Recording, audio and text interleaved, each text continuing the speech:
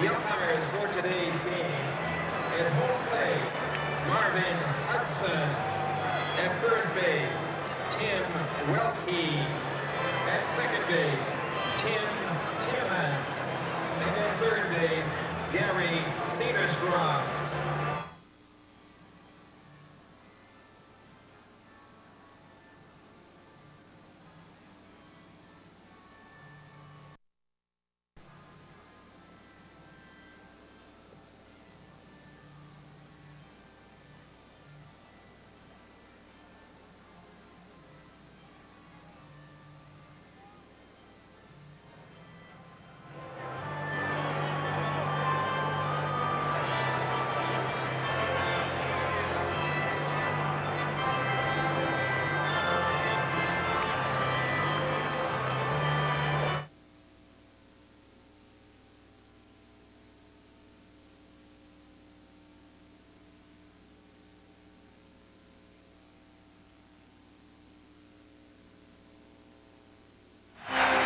In baseball, you never know when those special moments will happen. Wednesday night, Hideo Nomo provided the memories. And Hideo Nomo is no-hit the Baltimore Orioles. Today is another special day, a day that arrives with new hope as New England welcomes its team home. A day that brings back memories of that first trip to Fenway Park, the excitement of what might be, the possibility that something special could happen. Welcome to opening day at Fenway Park 2001. Next on Fox 25.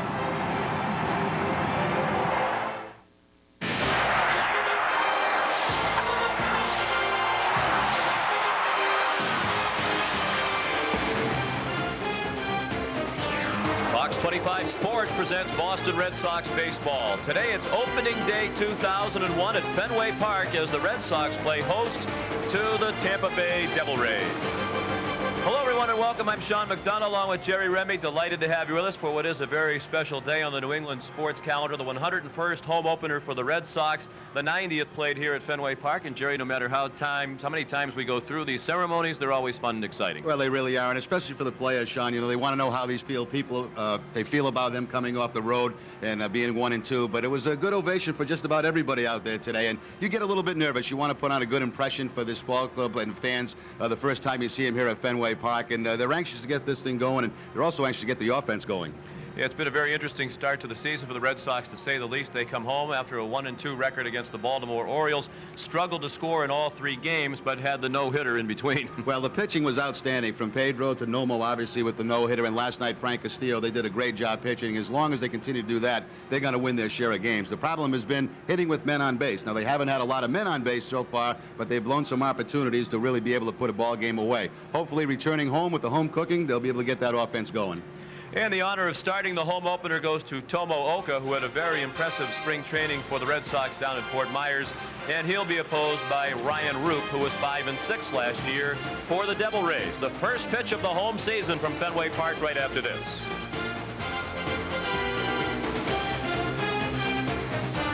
Boston Red Sox baseball on Fox 25 is brought to you by McDonald's. We'd love to see you smile. By your New England Ford dealers. Visit your New England Ford dealers for the best-selling trucks on the planet. By Michelob Light, for smooth, satisfying taste you won't find in any ordinary light beer. Michelob Light. By Dunkin' Donuts. When the action heats up this season, cool off at your neighborhood Dunkin' Donuts. Loosen up a little. By Dodge and the friendly New England Dodge dealers near you. In a perfect world, everything would be different. And by Southwest Airlines, celebrating 30 years of freedom. 30 years, one mission, low fares. Back live at Fenway Park, Tomo Ohka is ready to go. And the first batter of the season at Fenway will be the Tampa Bay center fielder, Randy Nguyen. The lights are on, the clouds have moved in, the chance of rain here on opening day a bit later on in the first pitch of the home season, a ball low.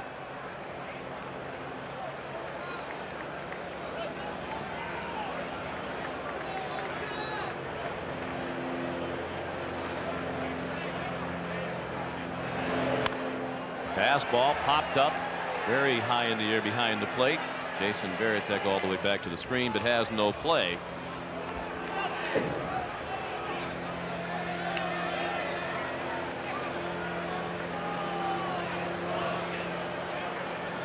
Nguyen batting .500 through 2 games. He's played in 2 of the 3 the Devil Rays have played so far. Nguyen is 1 for 2. Devil Rays come to town with a record of 1-2.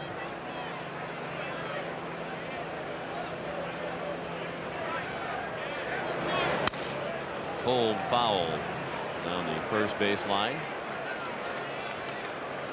Tomo Ohka getting the start today for the Red Sox. Of course, he got put into the starting rotation very late during spring training. He, along with Paxton Crawford, Ohka last year 3-6 with a 3.12 ERA. He did face the Devil Rays a couple of times a year ago and had a no decision in both of those outings.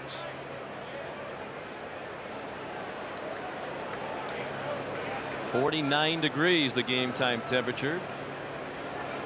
Light breeze at the start of the game. It might pick up as the bad weather moves in. 6-mile-per-hour wind out of the southeast at the start of the game. And the 1-2 to win. Fastball just a little bit up and in. Marvin Hudson is the home plate umpire this afternoon. Tim Welke, the umpire at first base. Tim Timmons calls the plays at second, and Gary Cedarstrom at third.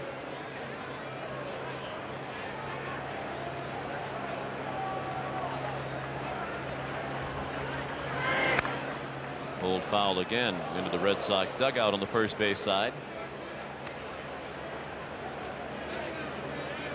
Nguyen, the center fielder, then the left fielder Steve Cox, and the DH Greg Vaughn. The first 3 batters for Tampa Bay. We'll give you the rest of their lineup in a moment.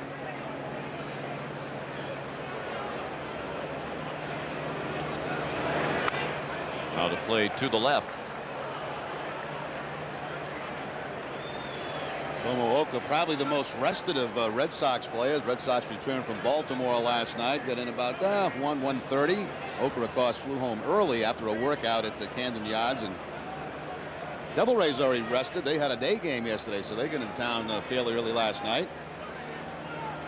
Red Sox operating on short rest today. Had a night game in Baltimore. Got in the wee hours of the morning.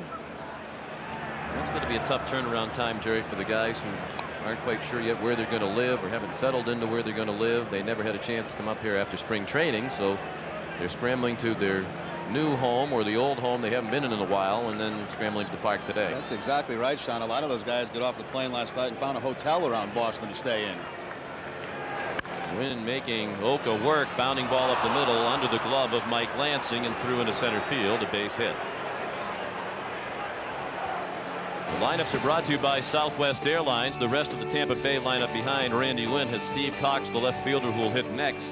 Greg Vaughn is the number 3 hitter in DH. Fred Mcgriff, the first baseman and cleanup hitters, always hit well here at Fenway Park, at .389 career average. Newcomer Ben Grieve in right field. Vinny Castilla, the third baseman. Bobby Smith plays second and hits 7th. John Flaherty, the former Red Sox catcher, bats 8th. And Felix Martinez, the shortstop, will bat 9th.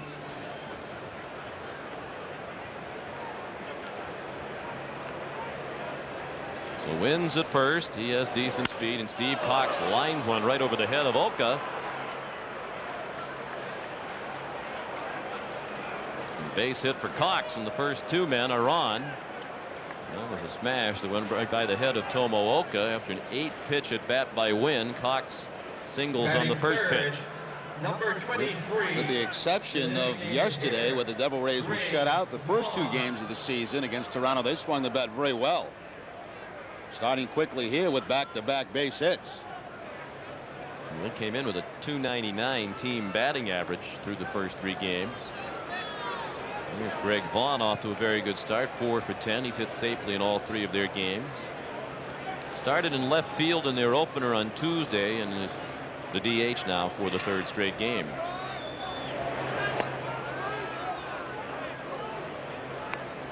He led the Devil Rays last year with 28 home runs. The Red Sox and the Toronto Blue Jays, the only 2 teams in the American League against which he did not hit at least 1 home run.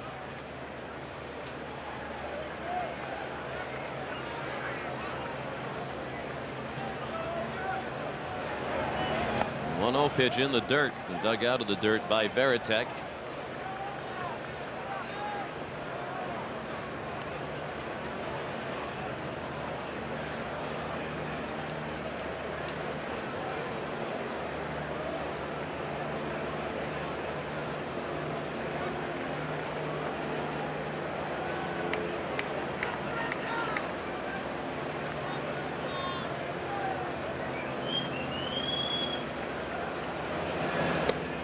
Fastball outside. Now it's 3-0 with Mcgriff on deck. The Red Sox defense this afternoon on opening day at home. Troy O'Leary, the left fielder, Carl Everett in center, and Trot Nixon in right. Around the infield, Shea Hillenbrand, the third baseman. Mike Lansing at short today. Jose Offman at second. Brian Daubach at first, and Jason Varitek behind the plate. The 3-0 to Vaughn. He has the green light. He pops it up over by the dugout, and he'll be out of play. 7 or 8 rows back. The Red Sox did make a roster move today. Chris Steins, who injured his hamstring in the game Wednesday night in the no-hitter, who did not play last night, has been placed on the disabled list, and Lou Merlone has been called up from Kentucky. He played in the Sox opener up in Buffalo and got the call, and he arrived on the scene last night. Not taking any chances with Steins, even though it's not a complete blowout of the hamstring. In this kind of weather, the cool conditions, probably best to get him on a DL and get him back 100%. Hoffman dancing around near second, trying to keep Nguyen close. The 3-1 pitch, good fastball upstairs, and Ohka's battled back from 3-0 to a full count.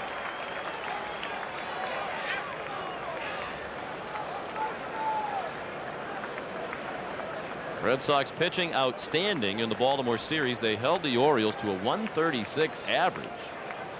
Gave up just 4 runs, but the Red Sox had a pair of 2-1 losses with the Nomo no-hitter, the 3-0 victory sandwiched in between. The Red Sox hit just 162 in that series. Off the end of the bat, a foul ball. The Red Sox today will be looking for their first hit of the season with a runner in scoring position. That's been the killer over that 3-game series in Baltimore for both sides, the Red Sox and the Orioles. Outstanding pitching. Jason Johnson last night probably pitching the best game of his major league career. And it brings to mind the question that we've asked many times. Is it he pitched well, or is it the Red Sox are swinging the bats poorly and making him look better than perhaps he pitched? Lined in the left, another hit. With nobody out, they'll hold the runner Nguyen at third. Billy Hatcher, the former Red Sox outfielder, is their third base coach. Not taking any chances here in the first inning with nobody out. So 3 straight singles against Ohka to start the home opener. Yeah, and this puts players in a foul mood. You know, you come out for the opening day, your first appearance in front of the hometown fans, and you struggle in the first inning.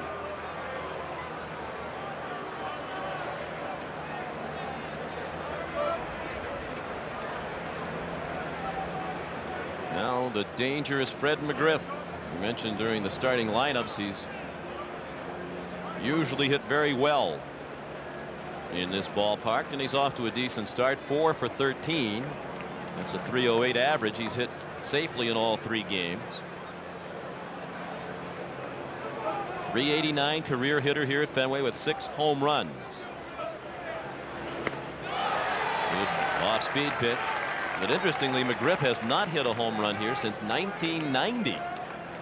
His last homer at Fenway, June 28, 1990. He was a Toronto Blue Jay then. He had 2 homers in that game. He did hit a homer off Ohka last September 30th at Tropicana Field.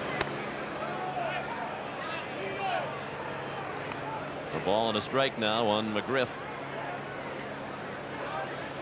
387 career hitter with the bases loaded with 7 grand slams. Devil Rays in their 4th season. McGriff and John Flaherty the only Rays to start all 4 season openers. Pulled foul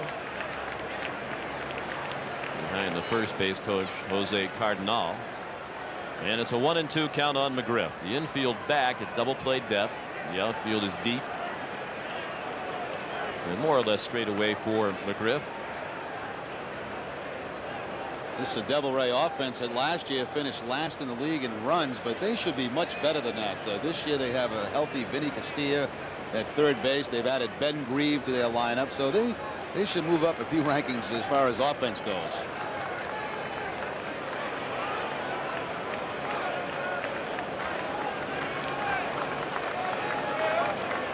Bases loaded, nobody out. Top of the first, no score. The 1-2 to McGriff. Hit on the ground to second to Offerman. On the Lansing, on the first, safe. Taylor made double play ball, and they botched it in the middle of the infield. The Devil Rays get a run. Win in from third. Looked like the high soft flip from Offerman threw the timing of Lansing off, and he started doing a tap dance around the bag as a result. Yeah, he really did. He was charging across that bag, and you do have to give some credit to Vaughn, who got down there in a hurry and took Lansing out of that good position to throw. He could get nothing on the ball because he was upended by Vaughn. So instead of the double play, only the 1 out, and still the possibility of the big inning. A little bit of a soft flip, I think, from Jose Offerman, threw off the timing of Mike Lansing.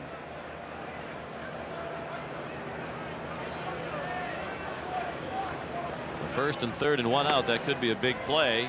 Would have been happy to concede the 1 run in the first inning for the double play, but it doesn't seem like a very good trade-off for the Red Sox now. Mcgriff, as Jerry mentioned, a newcomer, and one of the reasons why they believe their offense will be better. He came over from Oakland. He was part of a 3-way deal that also involved the Kansas City Royals. Devil Rays gave up Roberto Hernandez, their closer, and another right-handed pitcher, Corey Lytle, as part of that trade.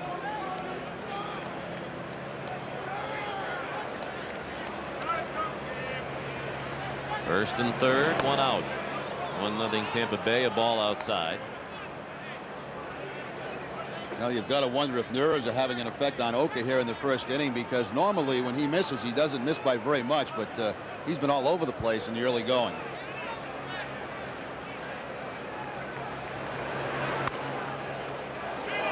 Off the end of the bat, a foul ball.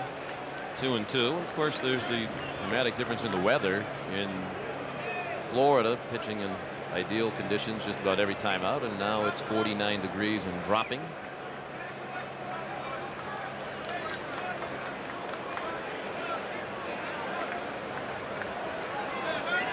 Two pitch. Reeve wouldn't chase the high fastball. 25 pitches already for Ohka, and still just 1 out. Reeve will be followed by Vinny Castilla. And it looks like his best pitch so far has been his changeup.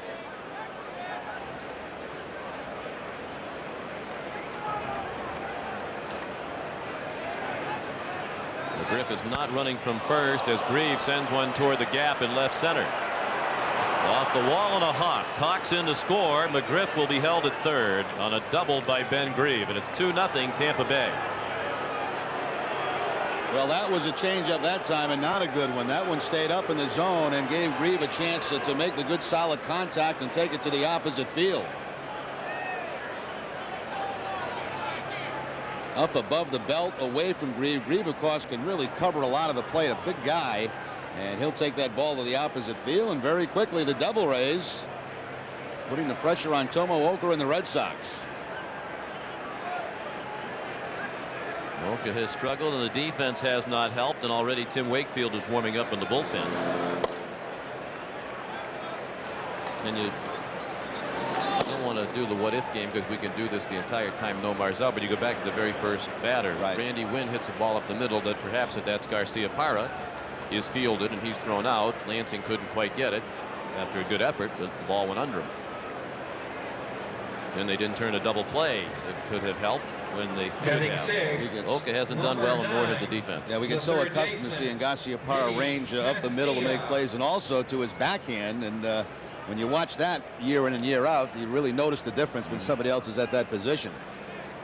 Well, Vinny Castilla trying to bounce back after a disappointing season last year when he appeared in just 85 games.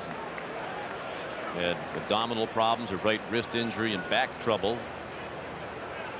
3 stints on the DL last year for Castilla. He's healthy and swung a good bat in spring training and is off to an excellent start here in the regular season, hitting .417 with a homer and 5 runs batted in already. He had 4 extra base hits in their first series. Against Toronto, he had 16 extra base hits all of last year in those 85 games. The first time I think he's on the DL his whole career, and just an injury-plagued year for him.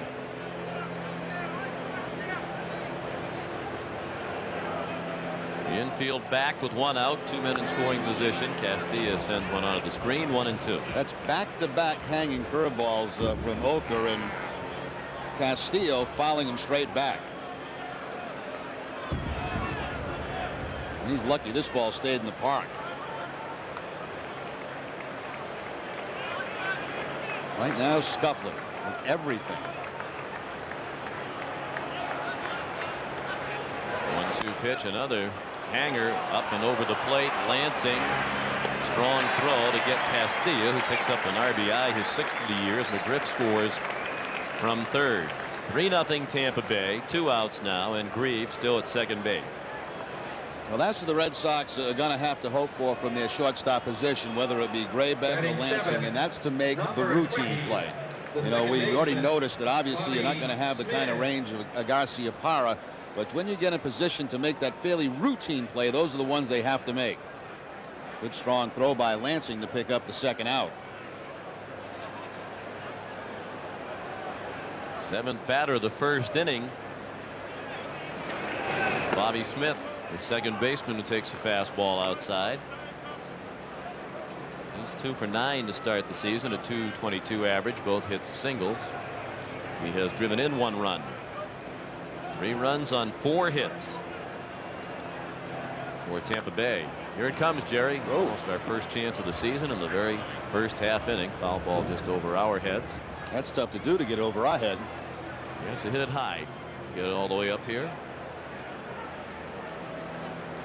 A 3-run score by the Devil Rays quieted this crowd. The excitement of opening day and all the pregame ceremonies. But right now they're in a reflective mood as Ohka and the Sox have fallen behind.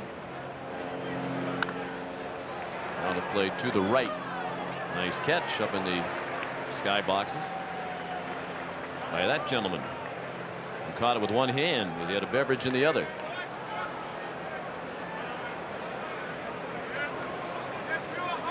Caught the middle ball.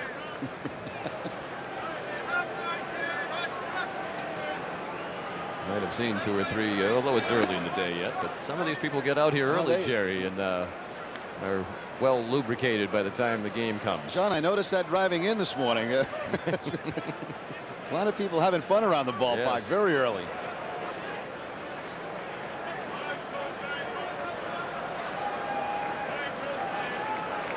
Grieve at second, 3 runs in, 2 outs, top of the first. The 2-2 to Bobby Smith. Another fastball upstairs and a foul ball in and out of the Tampa Bay radio booth. And it knocked him down, Sean. Yeah, it knocked him right off his chin. Paul Olden. He's safe. Paul Olden, one of the Tampa Bay radio announcers. Didn't lose the handsome hat, though. What do you call that? Sort of the cap on backwards there. I don't know what they call that. First made famous by Pepe Le Pew.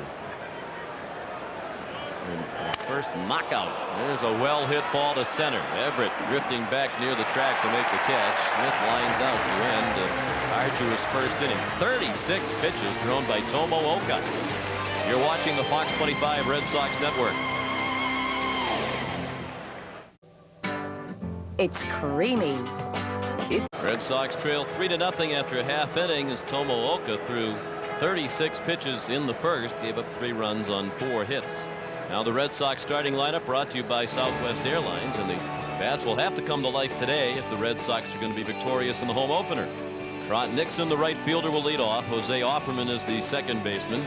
Carl Everett, the center fielder, will hit third. The DH in his Fenway debut as a home player, Manny Ramirez. He's the cleanup hitter. Troy O'Leary is the left fielder. Jason Varitek will catch and bat sixth. Shea Hildenbrand is the third baseman. Brian Daubach, a career .337 hitter in the first month of the season, bats eighth. And Mike Lansing, the shortstop, will bat ninth against right-hander Ryan Rupe. 5 and 6 and 18 starts a year ago. His season ended in September. He discovered a blood clot in his right bicep, and of course had to place him on the 60-day disabled list. One of his best outings of the year came against the Red Sox. He's only faced him 1 time, but in that ball game, 6 innings pitched, only 1 earned run, a walk and 4 strikeouts, 98 pitches in that game against the Red Sox. And he's got good stuff, Rupe. Good live fastball, breaking ball, and a very good changeup.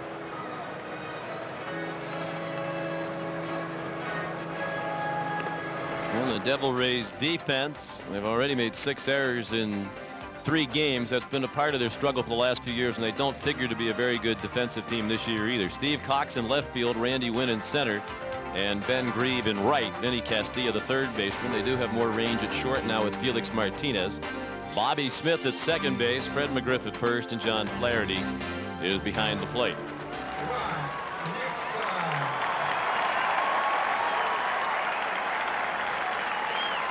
And a warm round of applause for Trot Nixon, the leadoff hitter in the home opener, and the right fielder today, with Manny Ramirez still relegated to the DH role because of his injured hamstring. Nixon 2 for 11. He did hit a home run for the Red Sox, only run in the season opener on Monday in Baltimore. First pitch to him was ball 1. The Red Sox scored 5 runs in the 3 games in Baltimore. 4 of them came via the home run. Nixon with the solo homer in the opener, and then Brian Daubach with the 2 home runs, accounting for all 3 runs in Nomo's no-hitter on Wednesday. The only run of the season that came on a hit other than a home run. It actually wasn't even a hit. It was on a fielder's choice last night in the 2-1 loss. Ground out by Troy O'Leary. Outside a ball, 2-1 on Nixon. Red Sox did not have a lot of base runners in that whole series against Baltimore, but when they did, and especially in scoring position, trouble. 0 for 11 last night with men in scoring position. 0 for 18 so far this season. 3-1 now. Well, Nixon had a terrific spring. He hit .369 down in Florida. Team high 7 homers, drove in 10, slugged .815 in 22 games this spring. The ball low. Rupe staked to a 3-0 lead, walks the first batter of the afternoon for the Red Sox. Patience for Red Sox hitters. Rupe can get into those grooves where he can struggle with his control, and of course when you're down by 3 runs early, take as many as you can, make him throw strikes.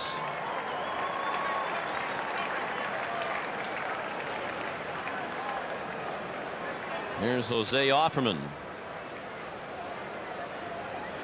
2 for 4 this season.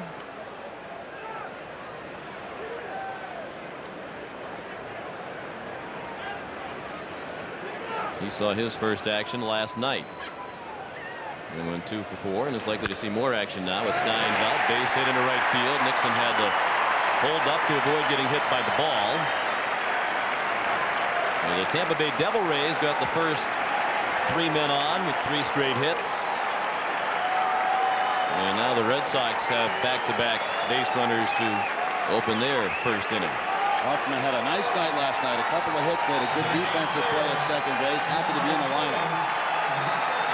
After the mini controversy about his relegation to platoon status, sometimes those things have a way of going away very quickly. Injuries and other circumstances change around the game plan. We talked about that on opening day. I mean, you have that opening day lineup, and it changes very quickly because of a lot of things. Injuries, slumps, different situations. Carl Everett, first ball swinging.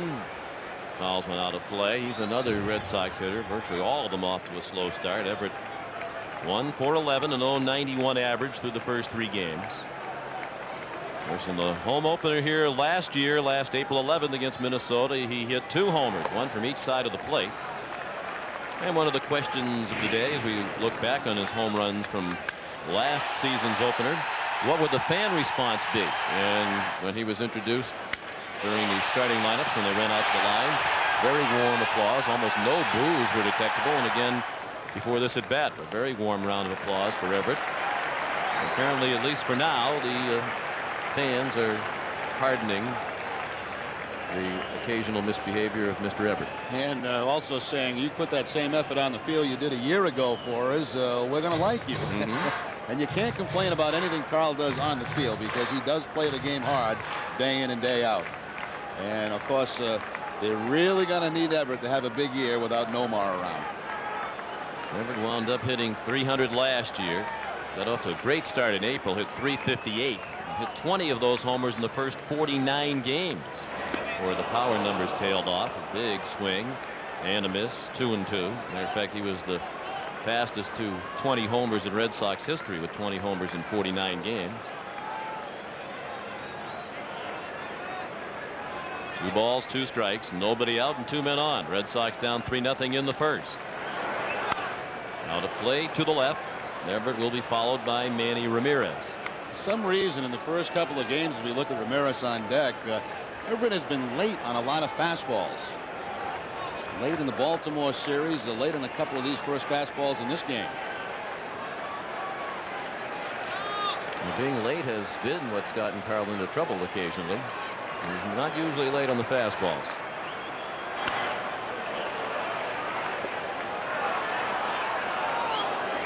Still 2-2. Once again, no change in the stance of Kyle Everett. You'll see that foot just kind of line up right on home plate.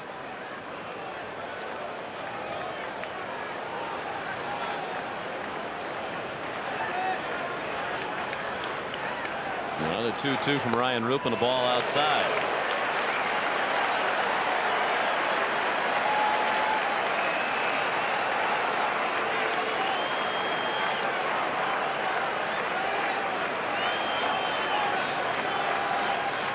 Rothschild, pitching coach Bill Fisher alongside the former Red Sox pitching coach. Rothschild, the manager, struck him out on a high, hard one. Might have been out of the strike zone, but this year with the new high strike zone, hitters have been chasing that pitch regularly. They sure have, and that's the way American League pitchers worked to Everett for the second half of last year. High fastballs. And a partial standing ovation greets Manny Ramirez for his first at bat at Fenway in the Boston uniform.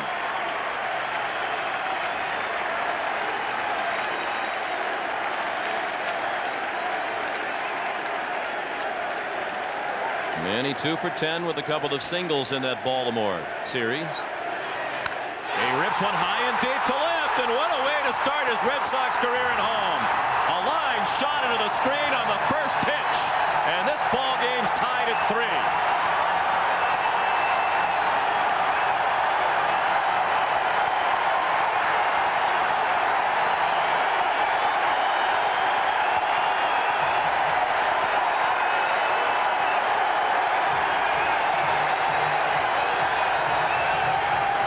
Let the love affair begin. Well, you know, Sean, you can start to see it come. The last couple of games, he's had better at-bats, better swings. Remember, this guy had very little spring training, and he got that inside fastball. He knows he's got enough of that one. Well, that's a great way to start. Well, those times you wish the screen wasn't there to see where that one would have landed, because that was moving quickly when it went into the screen. Well, for $160 million, you ought to be able to smile like Dan Duquette just did. Troy O'Leary out on the grounder down to Mcgriff at first. Well, that ignited the crowd that had been quieted by the 3-run Tampa Bay uprising in the top of the first. You know, a lot has been made about Ramirez's power, and a lot of his power is the right center field. Well, we saw Jim Rice for years hit home runs into the bullpen here, but Ramirez also pulls a lot of home runs too, and it should be a perfect spot for him here at Fenway. Well, last year the newcomer was Carl Everett, and on opening day those 2 home runs had the fans going crazy. He instantly won the fans' affection with that performance, and it didn't take Manny long. One pitch and a laser beam into the screen. Jason Varitek, the batter, 1 strike to count, and now foul ball to the screen for strike 2. Varitek's 2 for 11. He's had an exciting couple of days, a new contract, and he was the catcher for Hideo Nomo's no-hitter. 3-3 game in the first. Manny Ramirez homers on the first pitch.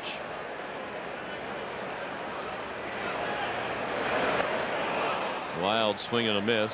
Flaherty caught it. No need to throw down to first. After 1, 3-3 the score.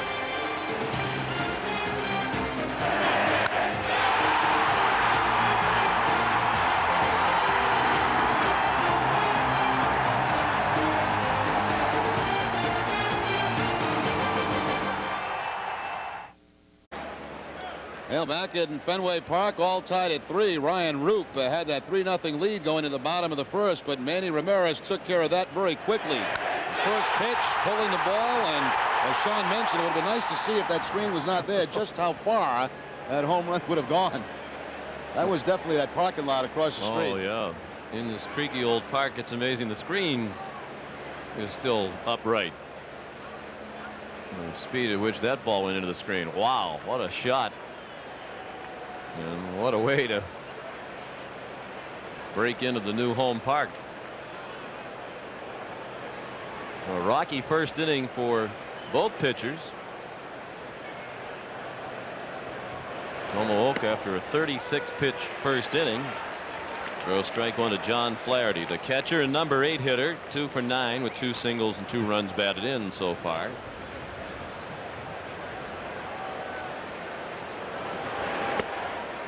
Strike on the corner. 0-2. Flaherty, Felix Martinez, and then the top of the order and Randy Nguyen. And those are 2 pitches that we're more accustomed to seeing from Ohka, picking up that outside corner.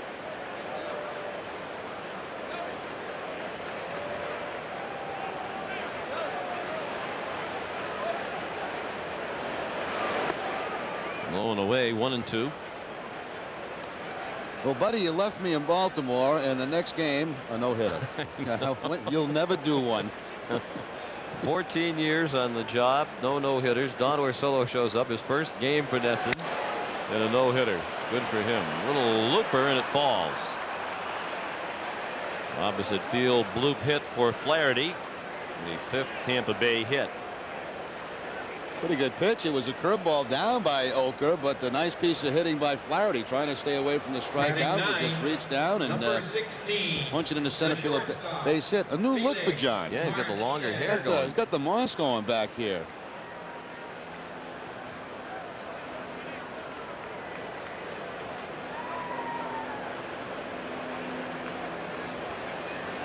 Here's Felix Martinez. Shortstop and number 9 hitter tried to bunt his way on and fouled it off. 3 for 11 for Martinez with 1 hit in each of the first 3 games.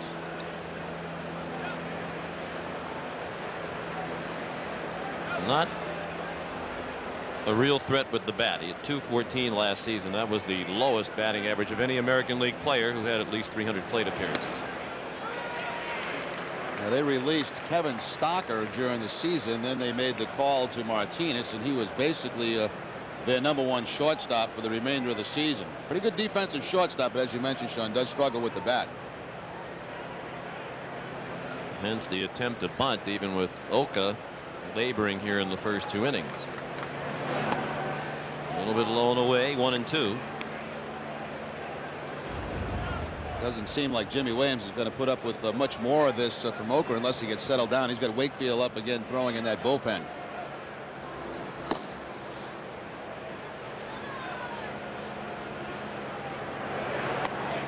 You're right, Jerry. Just from moment 1, he hasn't looked anywhere near as sharp as he was in spring training. Not at all. Right now having difficulty controlling all 3 of his pitches.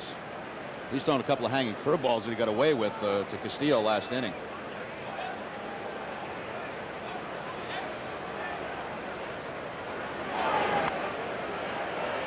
Foul ball out of play. 2 balls and 2 strikes. And again, not to make excuses, but it is more difficult to grip the ball on a day like today. The temperature in the 40s. Certainly a lot different from the 70 and 80 degree weather, which was routine down in Florida. Little pop fly in center field. Everett has it, 1 out. We're in the 2nd, the game tied at 3.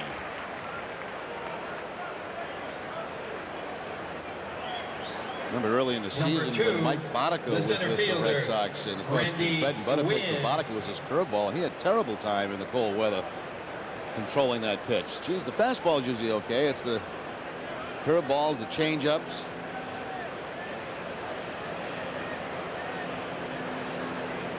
Here's Randy Nguyen, who started the rally for the Devil Rays in the 1st inning with a single to center past the diving Mike Lansing. He scored the first of their 3 runs. Red Sox have really struggled with this Tampa Bay team, expansion franchise. They've struggled, but not against the Red Sox. The Red Sox record all time against the Devil Rays just 19-18. Last year 6-6 for Boston against Tampa Bay, and 2 years ago the Red Sox were 4-9 against the Devil Rays. And then last year into this rivalry was injected some bad blood. Remember the game down at Tropicana Field, and Pedro Martinez hit Gerald Williams early in the game. Larry Rothschild didn't like it. Before the game was over, 8 Devil Rays had been ejected, including Larry Rothschild, as they tried to retaliate. A strike.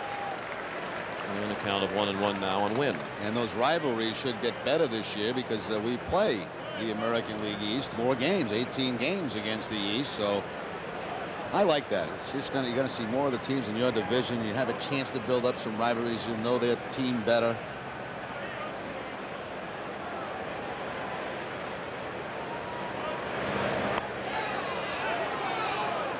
Two and one now. Well, do you think any of that spills over from one year to the next? And you have a kind of brawl like that, you have a lot of the same people back on both sides. Yeah, people don't forget. I mean, this is still fresh in everybody's mind, so you might think in somewhere in the course of 18 games you may see some action. 2-1 pitch. Throw down to first, and just back safely is Flaherty. The pitch was a strike, and the throw from Veritek was a strike as well, right on the bag. 2-2, the count of the batter Nguyen. Taking a page out of Pudge Rodriguez's book, throwing behind that left-handed hitter for that attempted pickoff at first base.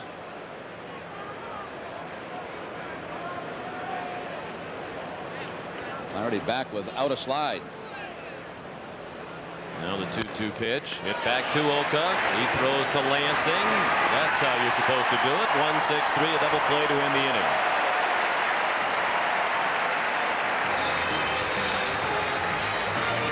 You're watching the Fox 25 Red Sox television network.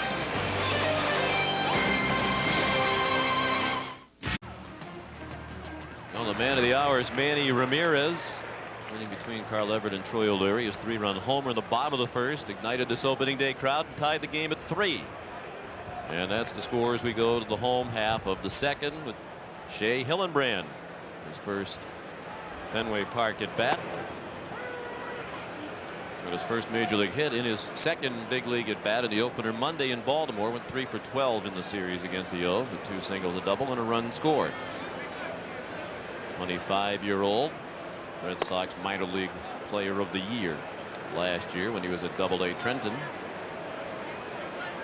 Up there with a count of 1-1. Making the jump from Double-A to the Red Sox after a spring training camp during which he hit .423. That's the pitch right there that so far has given him the problem. The breaking ball from the right-handers. What a start for Hillenbrand. You make the major league team, you start on opening day, and then you see a no-hitter in your second game. Players go their whole career without being involved, like some broadcasters we know. Oh, you keep rubbing that in, don't you? Well, you've been around a bunch of them. You played in no-hitters. I played way too many no-hitters, and most of them were against the club that I was on. You can only bear 1/9 of the responsibility for that. I certainly did my part in all of them. Well, we know you didn't get any hits in any of them. That's right. 2-2 on Hillenbrand, Dahlbach, and then Lansing here in the second, the bottom third of the order against Ryan Rupe.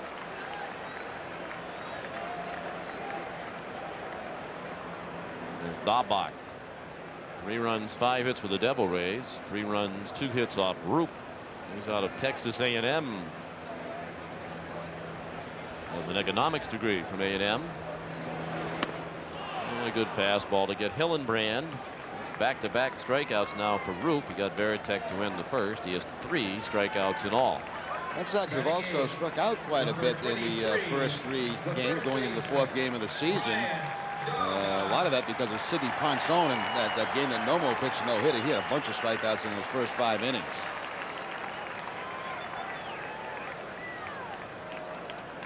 One out, the batter Brian Dahlbach.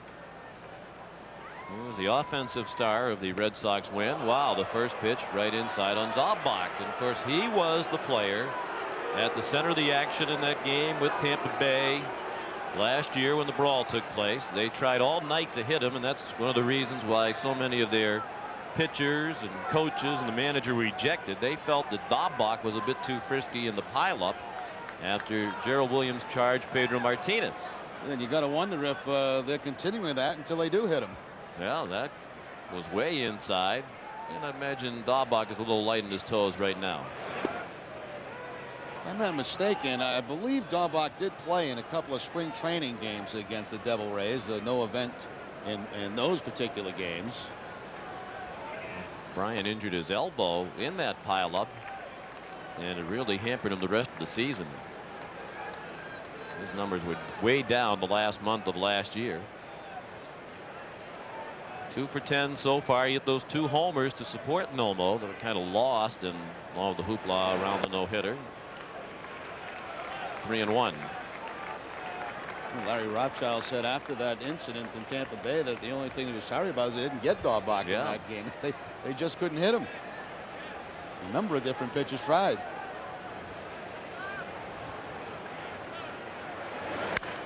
Pulled foul. And here are the comments of Larry Rothschild after that game last season. The whole thing was that we thought Dahlbach was throwing cheap shots in the pile. And, you know, you're going to protect your players. You're not going to let that happen. And the only thing the problem was that our pitchers kept missing a guy. I mean, that was the problem. Dahlbach got under that one, hits it high in the air, but not deep enough in right to do any damage. Mcgriff is under it. 2 outs. Well, that was in the heat of the moment, obviously, last season. I think the more you looked at the tape, I do believe that maybe they softened a little bit on that, because it didn't appear that it was a cheap shot. It looked like he got knocked into the pile as he tried to get in there to protect Pedro. But I'll tell you, it was hot for a couple of days down at Tampa Bay. Certainly was. Not just the weather.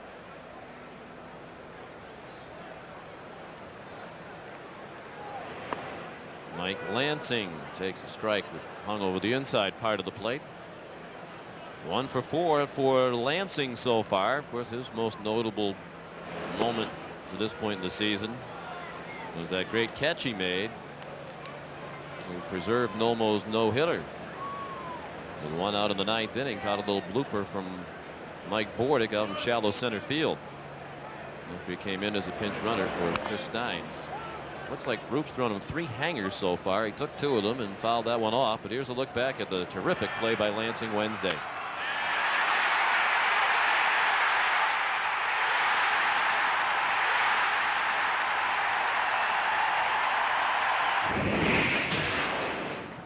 Lansing got a great jump on that pop-up. There was no way Everett was going to be able to make the play. And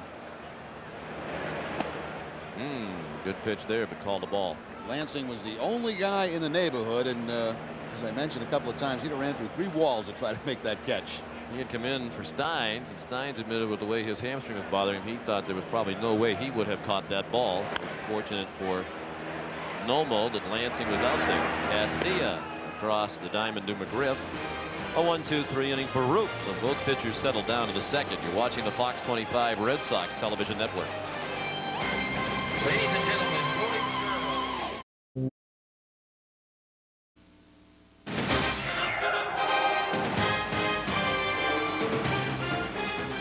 Red Sox baseball continues on the Fox 25 network. The home opener at Fenway Park for 2001 and a wild start. It was 3-3 after 1 inning. Manny Ramirez hit a 3-run homer in the bottom of the 1st. This copyrighted telecast is presented by the authority of the Boston Red Sox, may not be reproduced or retransmitted in any form. In addition, the accounts and descriptions of this game may not be disseminated without the express written consent of the Boston Red Sox.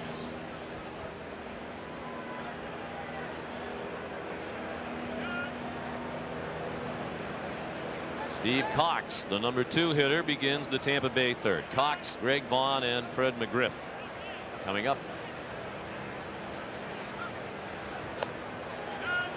Ball 1.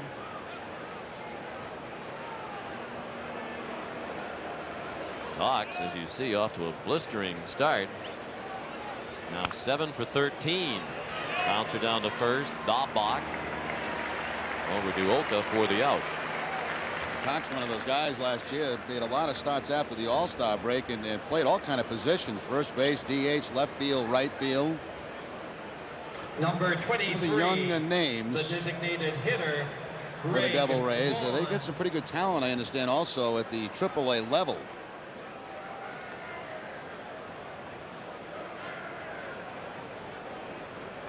It was certainly a pain in the neck to the Red Sox last year. Cox at 360 against Boston. There's Greg Vaughn. He singled to left during their 3-run first.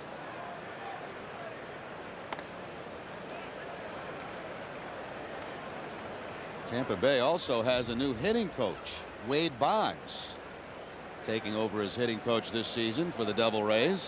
Here's Boggsy. Another hanger fouled away. Wade Boggs, in his first season as a coach, assisting in the front office last year. Says he's going to try to teach the way his former hitting coach Walter Reniak and Rick Down, both guys he has a lot of respect for. And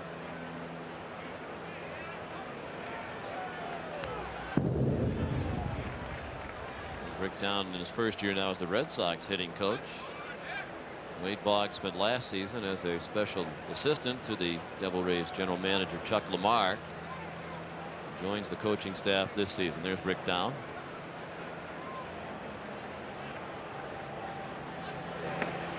Strike 3. Ohka has his first strikeout of the afternoon. 2 down here in the third. a little better recently for Ohka. It seemed what helped settle him down was that double play to end the second inning. Since then, control much better for Tomo Ohka. Number 29, the first baseman. A little bit of a gift maybe on that particular call.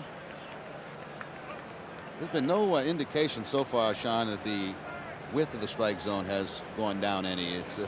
It's pretty much stayed the same.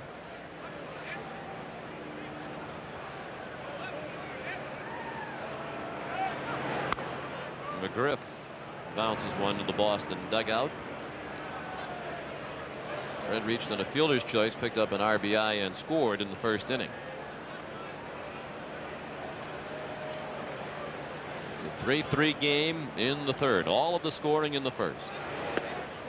A strike. Let's pause for station identification. This is the Fox 25 Red Sox Television Network.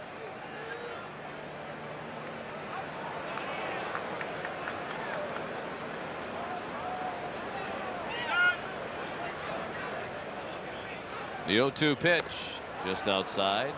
Just a couple of very light sprinkles starting to fall here at Fenway Park now. Almost an hour into the ball game. Sean McDonough and Jerry Remy. Fox 25 crew, delighted to have you with us. A hanger, and Mcgriff hits it high in the air, but not deep enough. Getting knocked down by the breeze. Nixon has it, and Ohka's retired 5 in a row now. Go to the bottom of the third, tied at 3.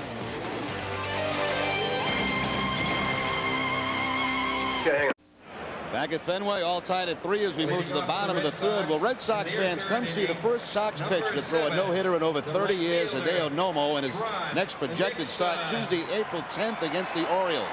Tickets are still available by calling 617-4824-SOX 24 hours a day or by logging on to redsox.com. Well, the weather folks were right on the money. They said that the rain would start sometime early in the ball game. Just about an hour in, the very light rain has arrived. Fortunately, the forecast is that the rain isn't going to be all that heavy. They might be able to play through it without interruption.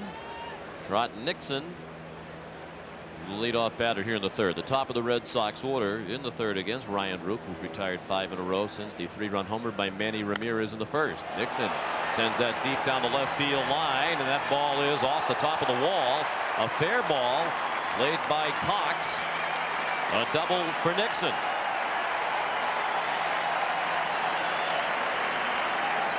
That ball left the bat. It looked like it was just going to slice into foul territory, and it ends up that Nixon just missed a home run by a couple of feet. That ball slicing off the left-hander's back, but somehow it stays in fair territory. Maybe the wind had something to do with it. And he just missed a home run. Right off the top of the wall, and Nixon in the second base with the leadoff double. Red Sox with a chance to take their first lead. Jose Offerman looked at ball one. Jose singled to right and scored on the Ramirez homer in the first. Carl Everett on deck.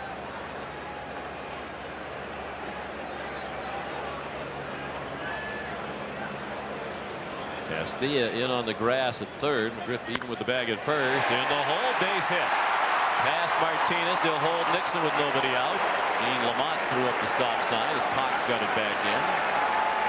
So Offerman is 2 for 2. And the Red Sox have first and third, nobody out. Well, apparently Offerman wants to make a point because he has hit and hit very well since going into the starting lineup. They were playing him to pull in the infield. He'll just go to the right of Martinez. But of course, with nobody out and Cox very shallow out there in left field, they're not going to take the chance on trying to score Trot Nixon. Bill Fisher at the mound, the pitching coach. Former Red Sox pitching coach back in the John McNamara days. No action in the Tampa Bay bullpen right now. A chance to chat a little bit with Fish prior to the game. He looks great. He's for a couple of years was in poor health, but made some adjustments, and he's doing very well. Old school pitching coach. Yes. He'll have his work cut out for him with this pitching staff. Carl Everett, the batter. Strike one over the inside part of the plate. Everett came up with 2 men on in the first inning with Nixon and Offerman aboard and struck out. And then Ramirez picked him up with the homer. Manny's on deck.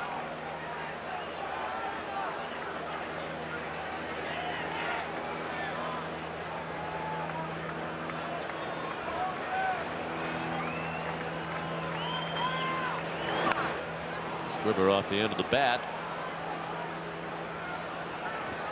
Now, even without Nomar in the lineup, and we obviously don't know for how long, this still should be a very formidable middle part of the lineup for the Red Sox with Everett and Ramirez and, of course, O'Leary once he starts to get going. They should have enough to score enough runs. If they continue to pitch the way they have early in the season, especially those first 3 games, they should be able to remain in contention.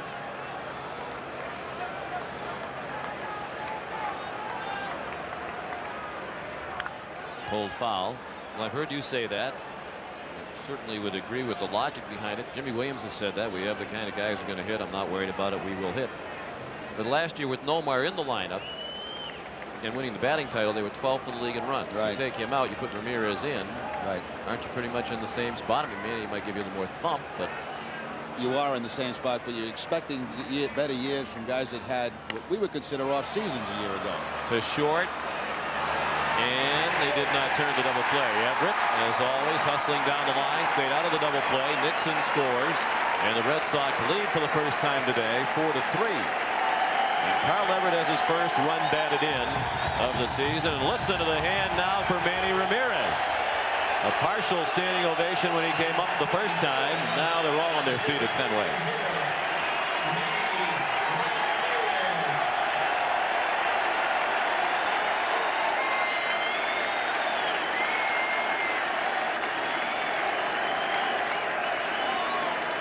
Ramirez, in his first Fenway Park at bat as a member of the Red Sox, lined a home run into the screen on the first pitch from Ryan Rupe in the first inning, with 2 men on to tie the game at 3. It has to make Manny feel real good. He's sensitive young guy, you know, and these are better ovations that he even got in Cleveland.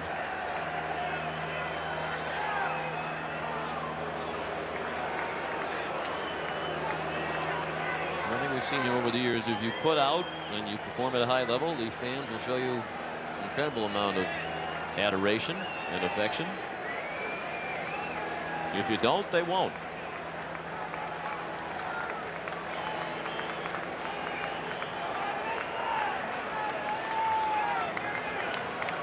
Everett at first now with 1 out.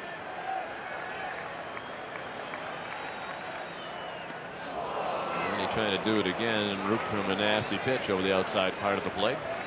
Half-hearted swing by Ramirez. One of those swings where you started and about halfway through you say, why did I even try this? Expecting fastball, get it off speed pitch. Manny had 38 homers last year to rank 9th in the American League, despite the fact they played in just 118 games for Cleveland. 0-2 now.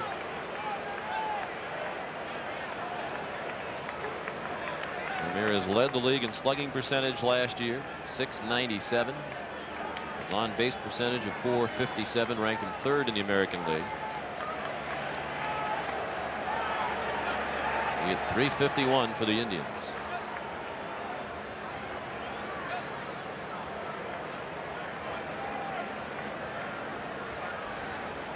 Those are his average numbers from the last 3 seasons.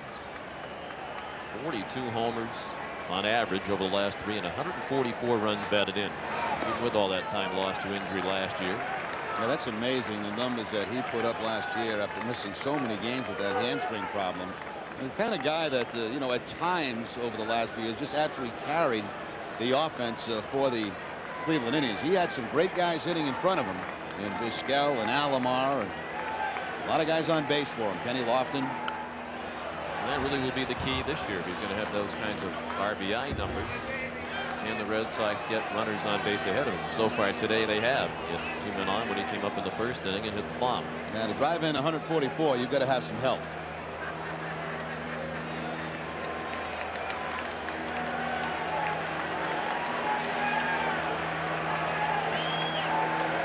Another 1-2 pitch. He struck him out. 4 strikeouts for Ryan Rupe. 2 down here in the 3rd. The Red Sox lead 4-3. You can get Manny to chase the breaking ball off the plate, especially when he has 2 strikes on him. Only the 5th strikeout that Manny has had this season. He struck out a lot, 117 times last year and 439 at bats, but he walks a lot too. He walked 86 times last year. Yeah, generally a pretty patient hitter. He tries to work himself into good hitters counts. Troy O'Leary off to a very difficult start, now 0 for 13 with an RBI last night on a ground out. The Red Sox only run in a 2-1 loss to the Orioles.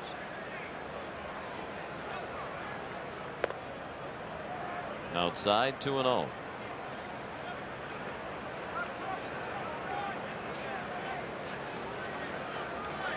Again, O'Leary had a very good spring, hit .344.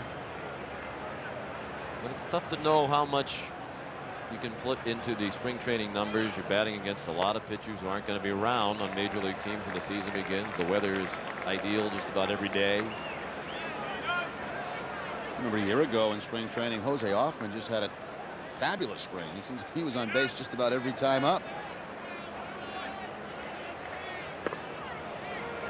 3-0 fastball right down the middle at 89 miles per hour from Rupe. 3-1 now on O'Leary.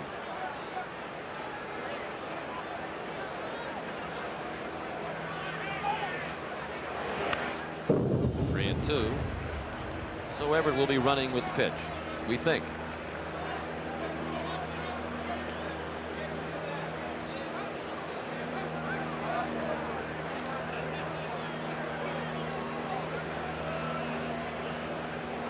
This is the 4th full count of the afternoon for Ryan Rupe. Everett runs, the pitch down and in, and O'Leary is aboard.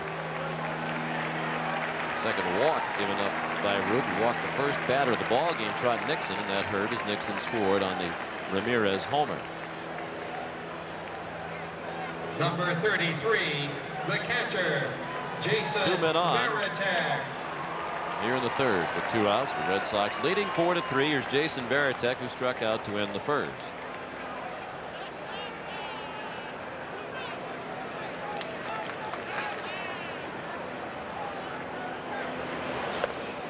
Ball 1 outside. This is the 101st home opener for the Red Sox. They're 57 and 43 all time in openers at home. 48 and 41 at Fenway Park.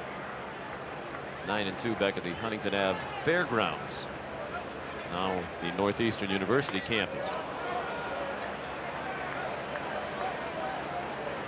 Red Sox celebrating 100 years in the American League, wearing that emblem on the side of the hat and on the uniform sleeve as well. Red Sox won their home opener last year on April 11th against Minnesota 13-4 behind Ramon Martinez. Carl Everett 3 for 4 in that game with the 2 homers.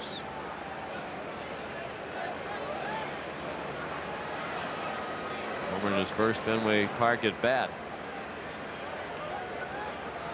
And Omar went 4 for 5. 1 pitch fouled out of play. Sox were on a winning streak in home openers. They beat the White Sox in '99 in the opener 6-0. Brett Saberhagen went 6 2/3 and got the win. Jose Hoffman had a 2-run triple in his home debut, and in '98 the Red Sox beat Seattle 9-7. Game we'll long remember. Mo Vaughn hit the game-winning grand slam. Randy Johnson struck out 15. The Mariners still lost. Check swing. No swing. So the runners will be in motion on another full count for Rupe, his 5th already. We're just in the bottom of the 3rd. They've got about, what, 62, 63 pitches already in this game.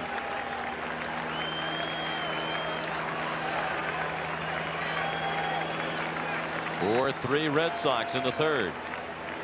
Everett, the runner at second, O'Leary at first. They take off, and Veritek hits one high in the air, deep in left center.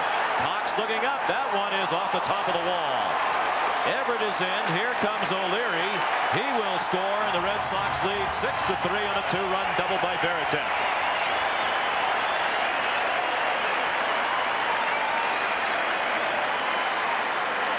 John, we've mentioned it over and over. For left-handed hitters to get back to Fenway Park sometimes can get them on the right track, because instead of trying to pull the ball, they know that that wall is very reachable out in left field for them. That keeps their shoulder, their head on the baseball a little bit longer when they try to go to the opposite field, and a lot of times it gets that swing straightened out.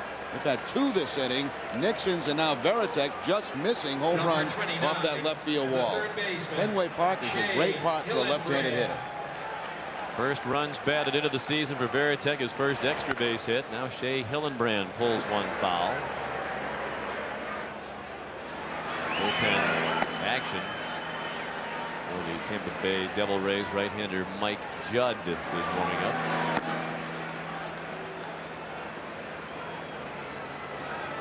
Up and in.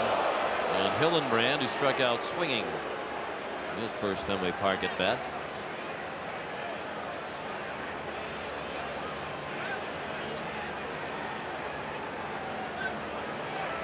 The Red Sox didn't have a hit with a man in scoring position in the series in Baltimore. They took care of that early today.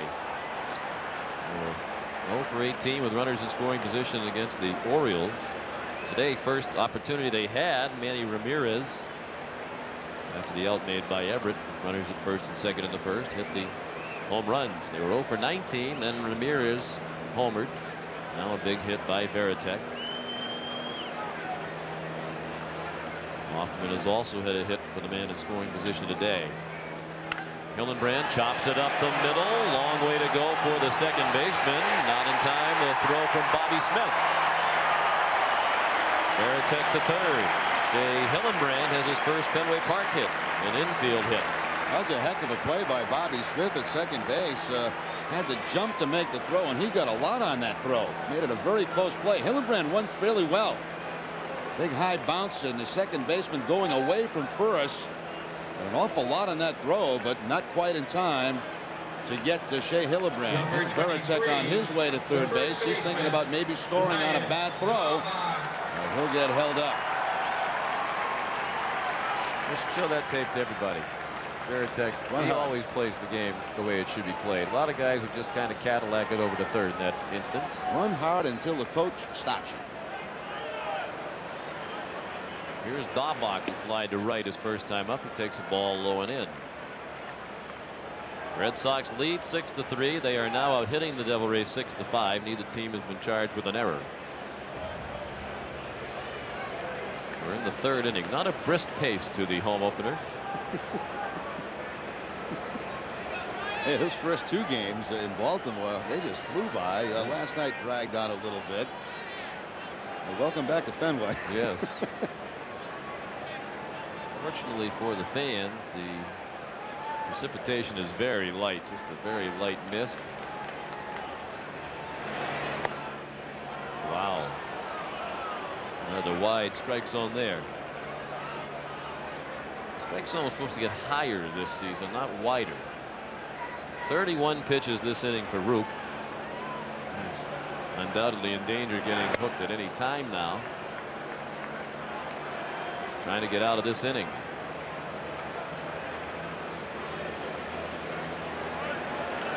Rupe, part of their starting rotation with Albie Lopez, coming off a terrific year last year. Brian Ricard, Paul Wilson, they started the first 3 games. Now Rupe, their 4th starter. It'll be Travis Harper pitching here tomorrow against the Red Sox. Against Paxton Crawford.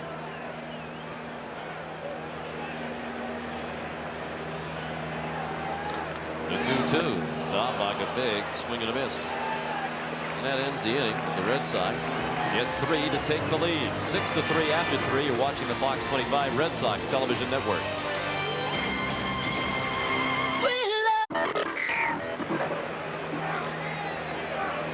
Jason Varitek's 2-run double expanded the Red Sox lead. Now 6-3. Larry Rothschild, formerly a pitching coach before becoming a major league manager, with a chat with his starter Ryan Rupe. And Tomo Ohka pitching with the lead for the first time. He's settled down after the rough start. The first 3 Devil Rays had hits today.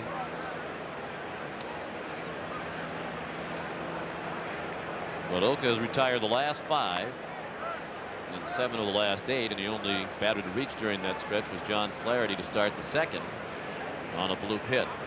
Here's Ben Grieve, who doubled to left center to knock in a run in a 3-run Tampa Bay first.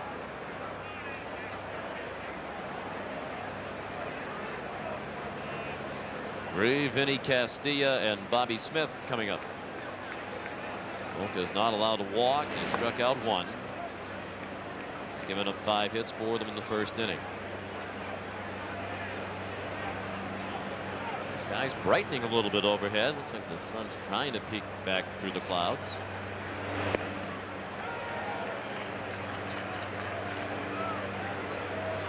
Two and one now. It's too bad the weather turned, because the last few days it's been beautiful here. Yesterday, a lot of people around town were saying too bad the home opener wasn't today. And even this morning it was sunny and warmer.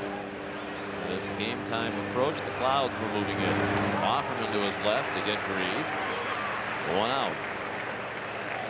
Let's go around the bases, brought to you by Budweiser, with the crisp, clean, refreshing taste you'll find in no other beer. Indians general manager John Hart announced that he's going to resign at the end of this season. He's been their general manager since 1991. Really the guy who put together that team, took them from one of the worst in baseball to one of the best. Move into the new park, the incredible attendance over the years. He's done a stellar job. Just 53 years old. He's going to remain as a consultant. He said it's time to hand it over to someone else. Mark Shapiro, the assistant GM, 34 years old, will take over at the end of the year. John Hart's just about done everything in baseball. Coached, he's been a scout, obviously the general manager of a very successful franchise. He's a minor league manager. Seems young to be packing it in, but it's such a tough job in this day and age to be the general manager of a major professional sports team. I'd imagine those guys can get burned out. Well, if they're going to give you a salary to be a consultant, not bad. Castilla fouls one at the plate. He grounded out and picked up an RBI in the first. He's missed some curveballs today. I'll tell you, Ohka has hung about 3 or 4 of them to Castillo, and he's done nothing but foul them off.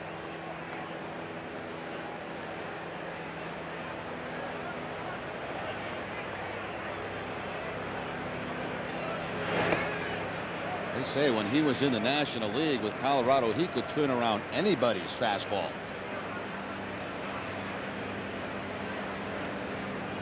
Posted some big numbers playing in the altitude of Coors Field in Denver.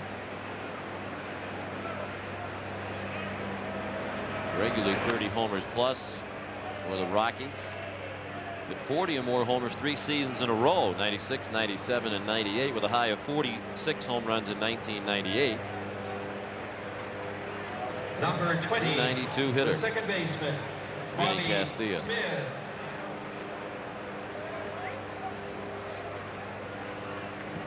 He's aboard on the first Ohka walk. Here's Bobby Smith, who lined to deep center to end the first. Turns on that one and ripped it foul wide of third. Billy Hatcher, the third base coach for the Tampa Bay Devil Rays. They've got a couple of new names. We mentioned Boggs earlier. Terry Collins, former Angel manager, now on his staff. Al McRae. They decided to keep the manager, even though many thought Larry Rothschild would be let go at the end of last year, but they did change around the coaching staff.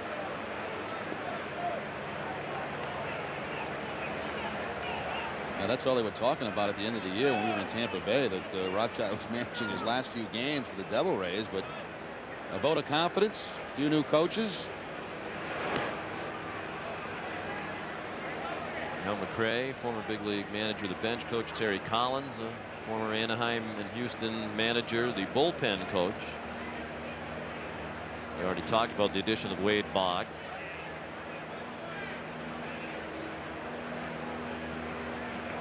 I would guess if they don't make improvement this season, Rothschild will not be back for another.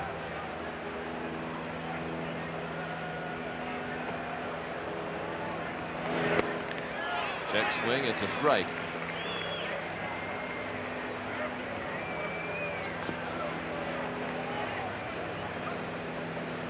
Bobby Smith missed quite a bit of time last year with a knee injury. Finally got back in the lineup and pretty much became the second baseman the remainder of the season. Split time last year between the Rays and their AAA team in Durham. Did miss the time you mentioned, Jerry, 6 weeks, in fact, with the knee injury.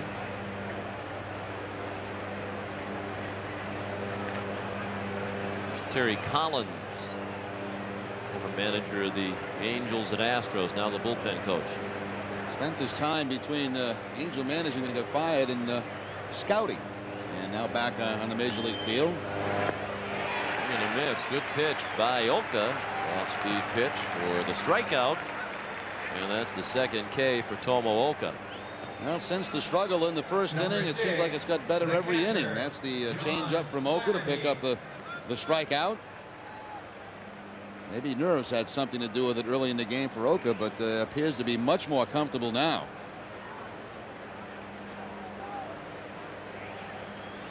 Red Sox lead 6-3 in the fourth.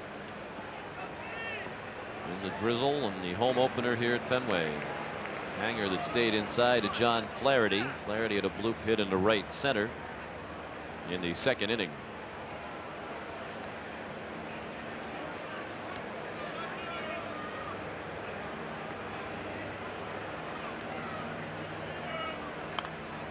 Fouled out of play to the right. Nice catch in the front row. Boy, there is a great fielding section over there in the roof boxes just off to our right.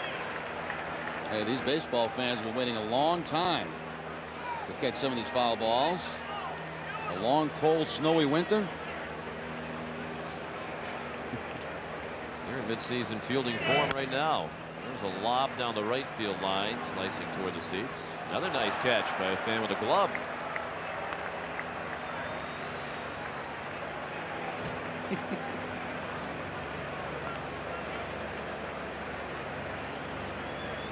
I don't know the gentleman who caught the ball, but that's our old friend Steve Owen sitting next to him, well-known car dealer in the area.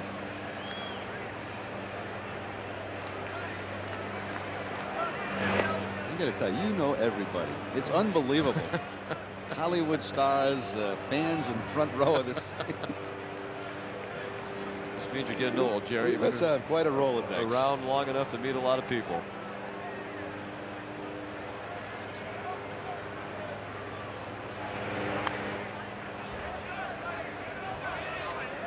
Still 2-2 now on Flaherty.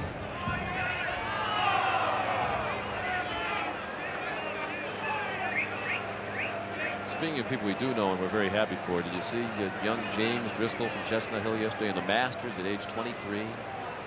Shot a 68. Wow. In his first round ever at the Masters. What an unbelievable performance. Very nice young man from a great family, the Driscoll clan down there in Augusta cheering on James. We wish him well the rest of the way. A high fly along the left field line. Just a couple of rows back. Lansing in hot pursuit. Leary was there as well. Still 2-2 on Flaherty.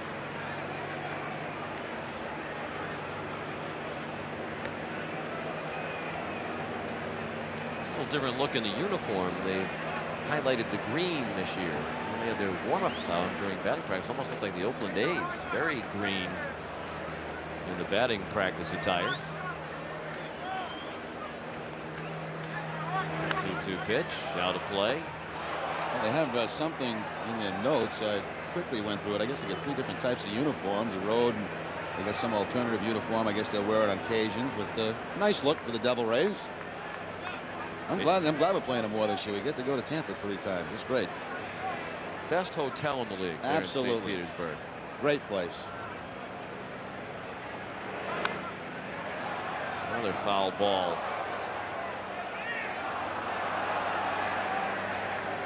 An 8-pitch at bat for Flaherty and Ohka.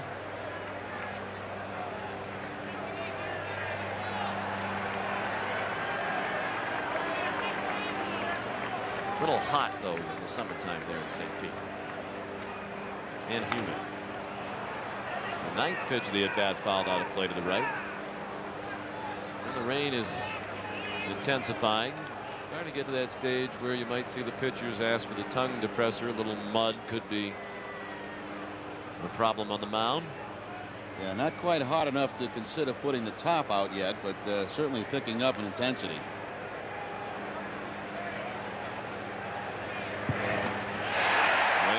Foul tip into the mitt. Well, Ohka meant to throw that one, but he got away with it for his 3rd strikeout. Back-to-back Ks in the 4th for Tomo Ohka.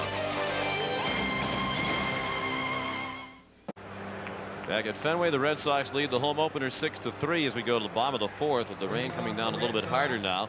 Let's check the scoreboard, brought to you by your friendly New England Dodge dealers. Most of the rest of the action is tonight. One other early afternoon game in the American League. The Twins and Royals are scoreless in the 2nd inning. Joe Mays and Brian Meadows, the starters. Tonight, actually later this afternoon, Detroit is at Chicago. Malicki against Parquet. Tonight, Toronto is at New York. Loaiza against Parker. Baltimore is at Cleveland. Mercedes and Burba. Seattle at Texas. Moyer and Helling, the starting pitchers. Anaheim at Oakland. Wise against Mulder. We'll check the National League in a moment. Mike Lansing begins the 4th against Ryan Rupe. He took ball 1. Lansing grounded to 3rd. His first time up. In the top of the order, Nixon and Offerman. They've done a lot of damage to Rupe. No action in the Tampa Bay bullpen as the 4th inning begins. So the Red Sox get a man on. It's quite possible they'd get a relief pitcher up quickly. They had Mike Judd warming up last inning. Lansing hits that a long way in left center. Way back and gone. A home run for Mike Lansing.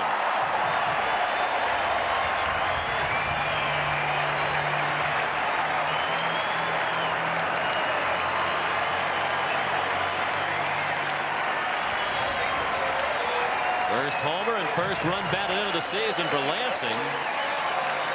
And the Red Sox now lead 7-3. Lansing had 11 home runs last year with Colorado prior to the trade to the Red Sox. Hits his first Fenway Park home run. Lansing, the last couple of days, has swung the bat very well. Had some good at-bats yesterday in that game against the Orioles. So the offense that was missing for the first 3 games is appearing today at Fenway Park. The off-season surgery that he had helped. Trot Nixon, the batter. He has walked and doubled and scored twice. He takes strike 1. 7-3 Red Sox. They've hit 2 home runs. Manny Ramirez hit a home run in the first. A 3-run shot on the first pitch he saw as a member of the Red Sox at Fenway. Very high pop up and shallow right. Grieve hauled off Smith. Take a look at the reaction of John Flaherty after the Lansing home run as it was on his way out of the ballpark. Number 30, Complete frustration. the second baseman, Jose Offerman. There wasn't much doubt about that one when it left the bat. There's Jose Offerman 2 for 2 with a couple of singles. He takes the ball low. John, we see Tim Wakefield throwing again in the Red Sox bullpen. That may be it for Ohka in this game. A lot of pitches. Rupe hits the corner. And there is action in the Tampa Bay bullpen as well, as we thought might be the case. Should Rupe have a problem again this inning, they'd likely get somebody up. And it's Judd again.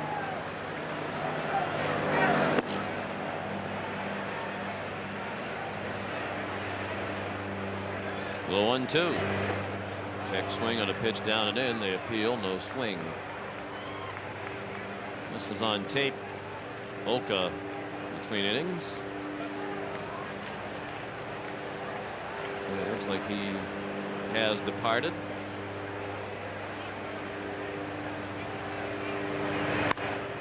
Hoffman, it's a comebacker.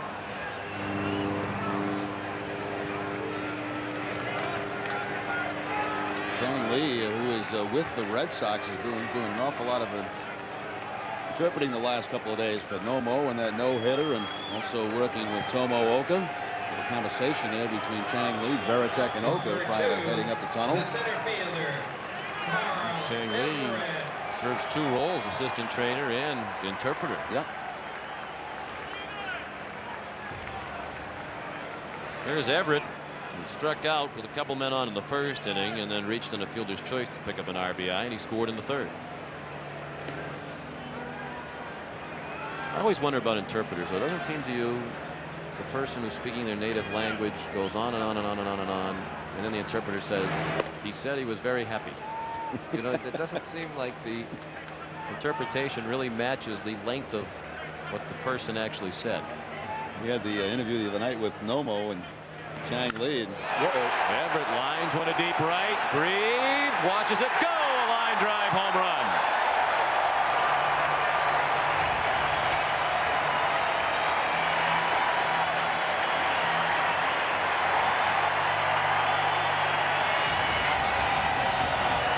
The return home is agreeing with the Red Sox bats. Everett goes deep for the first time this season. He has 2 runs batted in today. It's 8-3, and that one knocks Ryan Rupe out of the ball game. The Red Sox have hit 3 home runs, including 2 in this inning. And there have been nothing cheap about any of them. Certainly the one by Ramirez, Lansing, and this a line drive home run into the Tampa Bay bullpen. And again, the drop hit by Flaherty and also by Ryan Rupe.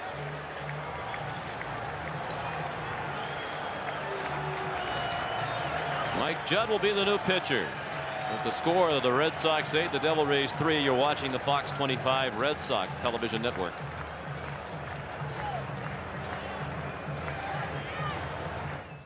Houston, Olivares and Dotel. San Diego's at Colorado. The starters will be Eaton and Bohannon. St. Louis at Arizona. Hermanson versus Reynoso, and Estes and Kopech, the starting pitchers in the game between the Giants and the Dodgers in L.A. The new pitcher is Mike Judd.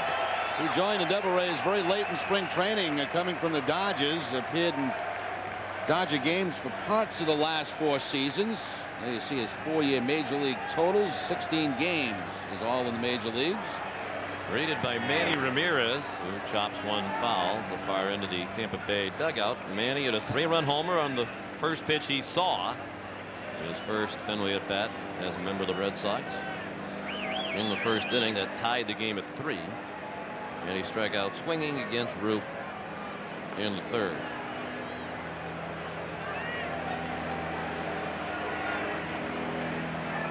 The 0-1. On a play to the right. Rupe went 3 2/3 innings, gave up 8 runs, all earned on 8 hits. He walked 2, struck out 4, surrendered the 3 home runs. He threw 86 pitches, 52 of them strikes. And now it's Judd. Carl Everett's homer knocked Rupe out of the ballgame. The 0-2 in the dirt. Everett picking up his first home run and his first 2 RBI of the season here in the first game at Fenway Park. Quiet in the Baltimore series, but a bit more active here at home.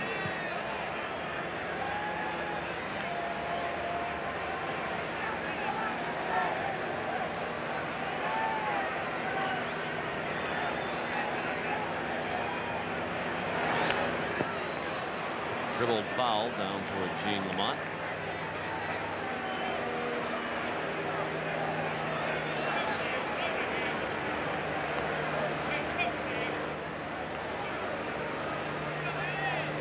First time the Red Sox have opened the home season with Tampa Bay. Of course, they're an expansion team in their 4th year.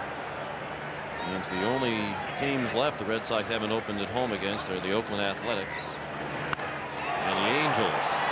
California / Anaheim. The Red Sox did open against the Kansas City A's in 1961. The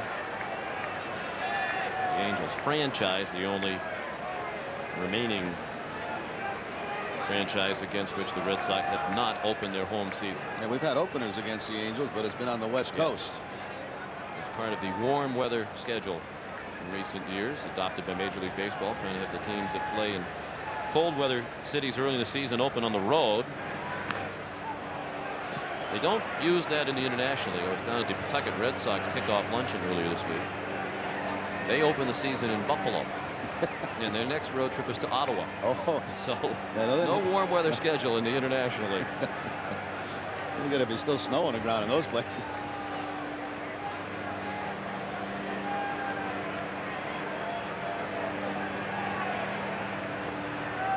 The 1-2 pitch is low. Is that kind of a different version of the rally cap there? The towels on the... It's a new one. Yeah, I've not seen that one before. Appropriate for a rainy day. Everett and Nelson Norman, new coach on the Red Sox staff.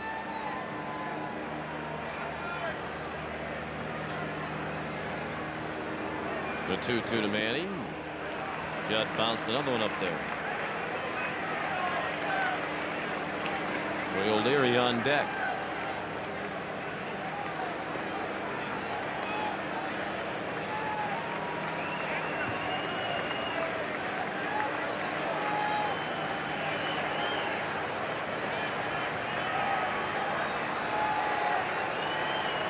Pedro with the loudest ovation when he was introduced prior to the game. Nomo a very close second. No surprise there. Ball 4. Ramirez fell behind in the count 0-2. Jerry talked about his patience in the last at bat. He was very patient. Didn't go fishing after any of those breaking balls that Judd kept bouncing up there. The left fielder. Now the one concern you have here, obviously, with a very wet surface now because of the light rain. And Ramirez, you don't want him going 100% on the bases. One base at a time. In the true Red Sox tradition. Roy O'Leary fouls one out of play to the left. O'Leary is grounded to first and walked. He scored on the Veritek double after the walk last inning. Red Sox have scored in every inning except the second when Rupe pitched the 1-2-3 frame. Mcgriff a step or two behind Ramirez. O'Leary takes the ball down and in.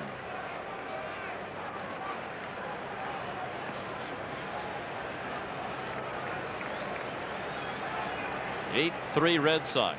They fell behind 3-0 after half an inning. They scored 8 unanswered runs. Good pitch by Judd. Outside corner around the knees. 1-2. You know, O'Leary was anxious to get off to a good start. Had a disappointing season last year.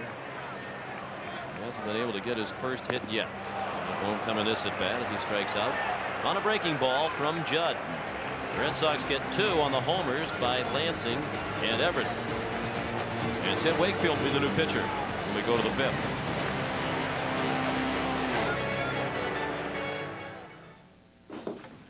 Now, I know you're engaged, but in our house, it's our rules. Good night. Well, good night, sir. Good night, Daddy. All imported hops give Michelob Light a smooth, satisfying taste you won't find in an ordinary beer. Scoot over. You're such a nice boy. Beer or Michelob Light? What are you doing? I'm trying to get the batter to hit a foul ball to me. How are you going to do that? By sending him silent mind signals.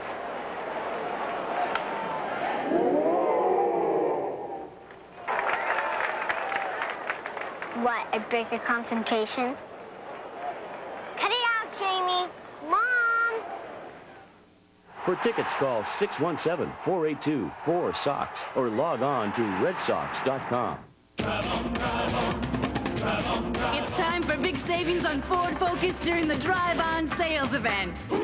With its cool design, kick-in sound system, and room for your friends, no wonder Focus is one of America's top 10 bestsellers. Focus, take it to the road and drive. And now you can get Focus at a great price, too. Get $500 cash back plus low 1.9 financing on every Ford Focus. Only from your New England Ford dealer. The show that changed the way you talk has changed stations. We've been telling you for weeks, and now if you want to watch Seinfeld, you'll have to do it on Fox. Seinfeld, weeknights at 7, right here on Fox 25. Well, 8-3 Red Sox lead, and Tim Wakefield will be coming on. This is the numbers for Wakefield last season in 51 games, a 6-10 record. Wakefield was in the starting rotation, was out of the starting rotation, was back in the starting rotation, and now in the bullpen to start the season. This will be his first appearance of the season. So Ohka with a high pitch count, only the 4 innings. He really scuffled early, got better as time went on, but will not be able to get the 5 in. And therefore will not be eligible for the win, so a great chance for Wakefield to pick up a win. Ohka threw 86 pitches, 56 strikes. At the rough first inning, certainly the defense could have helped him, and the damage would have been minimal in the first inning. And Ohka breezed through the next 3 innings. Gave up only 1 hit in the second, third, and fourth innings combined. A bloop hit by John Flaherty. Ohka allowed 5 hits in all, 3 runs, all earned. He walked 1 and struck out 3. Wakefield threw ball 1 to Felix Martinez. The shortstop would fly to center against Ohka in the second inning.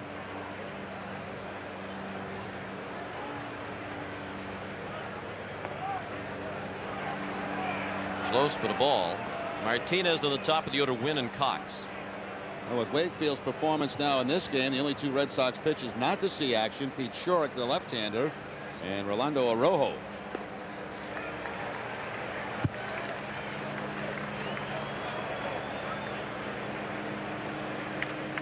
Two and 1 on Martinez.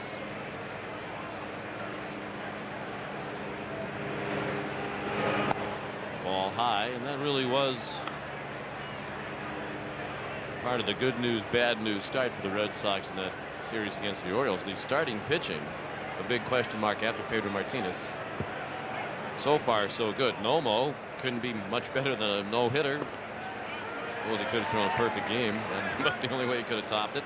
And Frank Castillo, a very effective 5+ innings last night, certainly pitched well enough to win. Certainly did.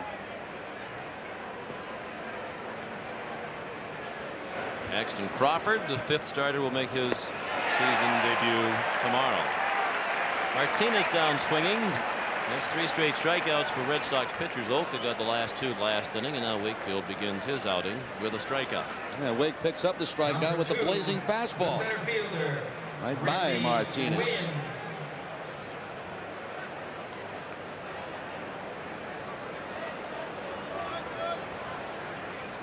One out in the 5th. Here's Randy Nguyen, who singled to center and scored in the first inning. He was the first hitter of the game, and he bounced into a 1-6-3 double play to end the second.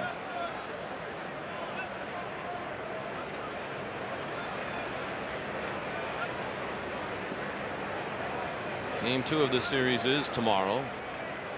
6:05 start here at the ballpark. Nesson has the action. Crawford against Travis Harper. Pedro Martinez makes his 2nd start of the year on Sunday. That's our next telecast over the Fox 25 network at 1:05 with the airtime 1 o'clock Sunday.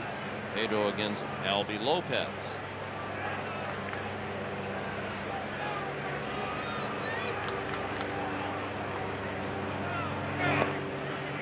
We were talking about ovations as the Red Sox were introduced to the Fenway crowd prior to the game.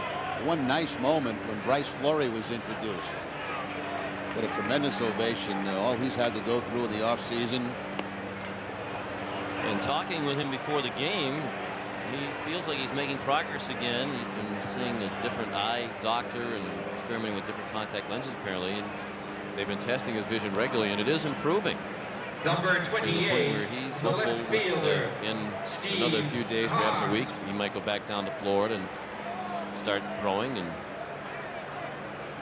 resume the comeback process. Wouldn't that be great if he could? After the walk to win, here's Steve Cox, who takes a strike. Cox singled and scored in the first and grounded to the first baseman Dahlbach with the pitcher Ohka covering in the third.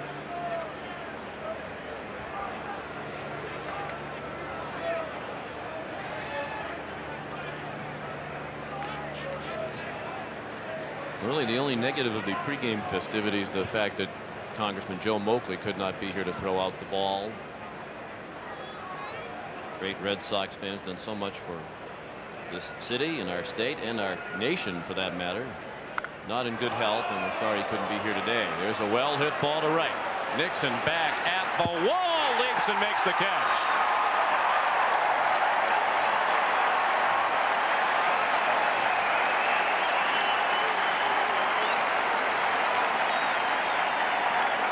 Certainly looked like it had enough legs to get out of this ballpark. It took Nixon right back to the front of the wall, the low part of the wall, right before the stands.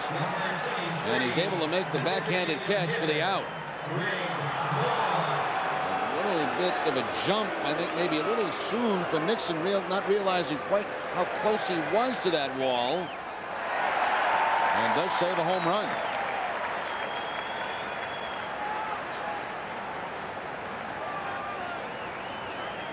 Of course, Nixon, in all likelihood, would not have even been out there if Manny Ramirez did not have the ailing hamstring that is forcing him to be the DH here at the start of the season. I wonder if Manny would have caught that ball. A very big right field here at Fenway Park, and anybody that's ever played it will tell you it's the most difficult right field to play in the league. Got to cover a lot of ground. The runner goes, and no chance for Veritek as the pitch popped off his mitt. So Nguyen has a stolen base, his first, and the first for the Devil Rays this season. Even though they're down by 5 runs, not a huge gamble, obviously, to try to steal against the knuckleball pitcher. 50-50 whether the catcher's going to be able to hold on to the baseball. Waving swing and a miss by Vaughn. 1-2. Vaughn single to left in the first, was called out on strikes in the third. Red Sox lead 8-3. We're in the fifth. 2 outs, and Nguyen now in scoring position at second base. Big swing and a miss for strike 3. 2 strikeouts in the inning. Now Tim Wakefield, the highlight of the inning, the catch by Trot Nixon off the drive from Steve Cox. 8-3 Red Sox in the fifth.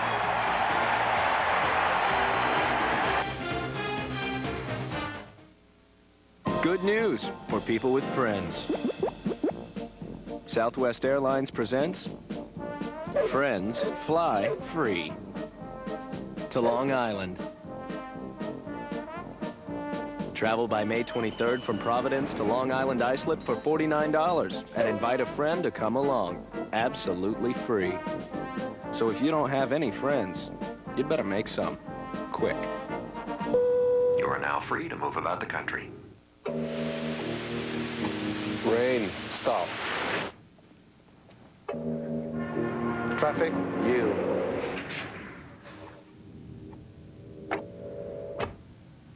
CD, play. Climate control, on. The Infinity Q45 with voice-activated controls. Lights, green. The rest of the world should be so accommodating. The new Q from Infinity. These guys are killing us. 4 new clients in 1 week. Just came out of nowhere. You got a site up overnight? They can't be doing it all on the net. Wonder how they handle all those calls. Wonder if they're accepting resumes. Verizon puts together the world's most powerful technologies so you can do whatever you want, whenever you want. Verizon. Catcher, Jason. Red Sox lead 8-3 as they get ready to bat in the bottom of the 5th. And we have great news for Red Sox fans. Once again this season, the Red Sox will offer free shuttle service between Ruggles Station and Fenway Park. The service will be provided for all Saturday and Sunday home games. On Patriots Day and Memorial Day, the weekend shuttle will serve fans arriving via the Orange Line, several MBTA bus lines, and commuter rail lines, Attleboro, Franklin, and Needham. For more information, visit redsox.com.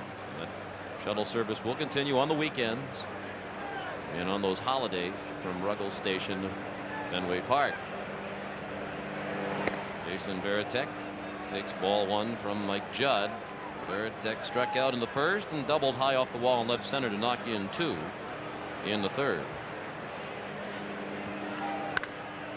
Chopped up the middle. Bobby Smith slipped as he went to his right and put the brakes on. Made the play for the out. Let's pause for station identification.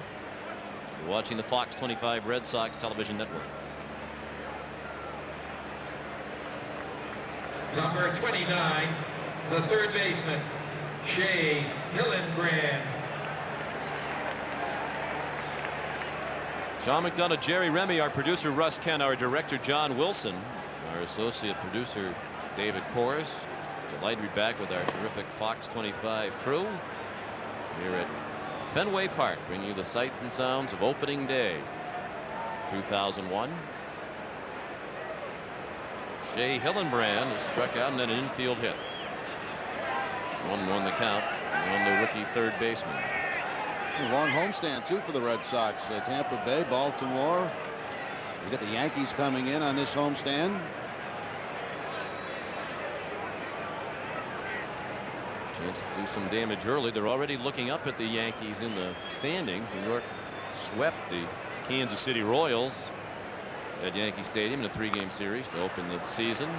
3 very strong starting pitching performances. They were upset in Baltimore yesterday. Mike Messina getting that 1-0 win for the Yankees. They hated to see him go. He was a very popular guy down in the Baltimore area with the Oriole Club. Terrific pitcher.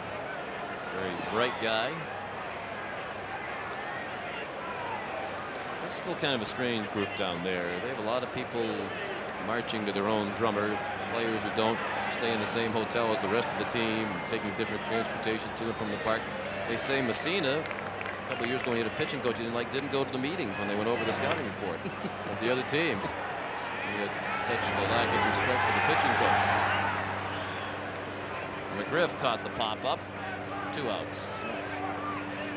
Time for the league leaders, brought to you by your local Lincoln Mercury dealer. Number 23, the first baseman. Batting average leaders. How about these numbers? The watch is on. You think Edgar's going to hit 800? He could. He might. Just signed a contract extension. Edgar's about all that's left of that Seattle offense with the departure of Griffey and Rodriguez the last couple of years. Ryan Daubach fouls one out of play. How many of those guys will be in the top 5 when the season comes to conclusion? I don't think Tony Clark will. No. He's more of a hit the long ball kind of guy. I would bet against David Ortiz. Shannon Stewart maybe. I think Edgar's got the best chance of everybody Yes. to be there. Carlos Delgado already leads with 3 home runs. The Blue Jays off to an excellent start. With a 3-1 record for Buck Martinez. Shannon Stewart had a very good season a year ago with Yes. the Toronto Blue Jays. Judd bounced it up there. 2-1 on Daubach. In the National League, Ray Langford hitting a measly .625 compared to Edgar's .800. That's not getting it done. Nah, they can't hit over there in the National League. And no surprise that the Rockies taking advantage of playing at home and the high batting averages. 3 of them in the top 5. 3-1 now on Dahlbach.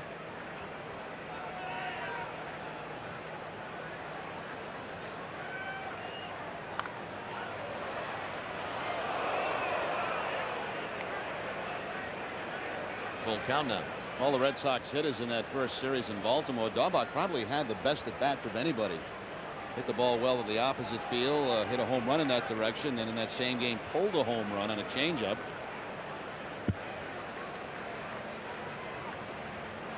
Three-two pitch. Bounced up the middle. Shortstop Martinez was playing him up the middle. Judd has a 1-2-3 inning. After 5 on opening day at Fenway Park, the Red Sox 8 and the Devil Rays 3.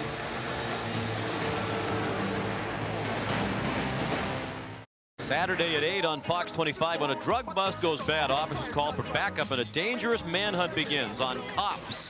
Then at 9, it's the exclusive story of the takedown of one of the country's most feared felons and an update on the disappearance of Molly Ann Bish. It's an all-new America's Most Wanted, Saturday at 8 on Fox 25. And Sunday on Fox 25, we'll have the pleasure of watching Pedro Martinez.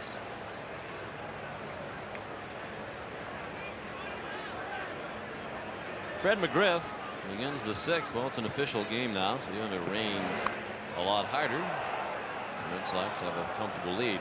The forecast was for it to rain steadily, but not all that hard. And as usual, Kevin Lemanowitz and our Fox 25 weather folks right on target. McGriff pulls it down to Dahlbach.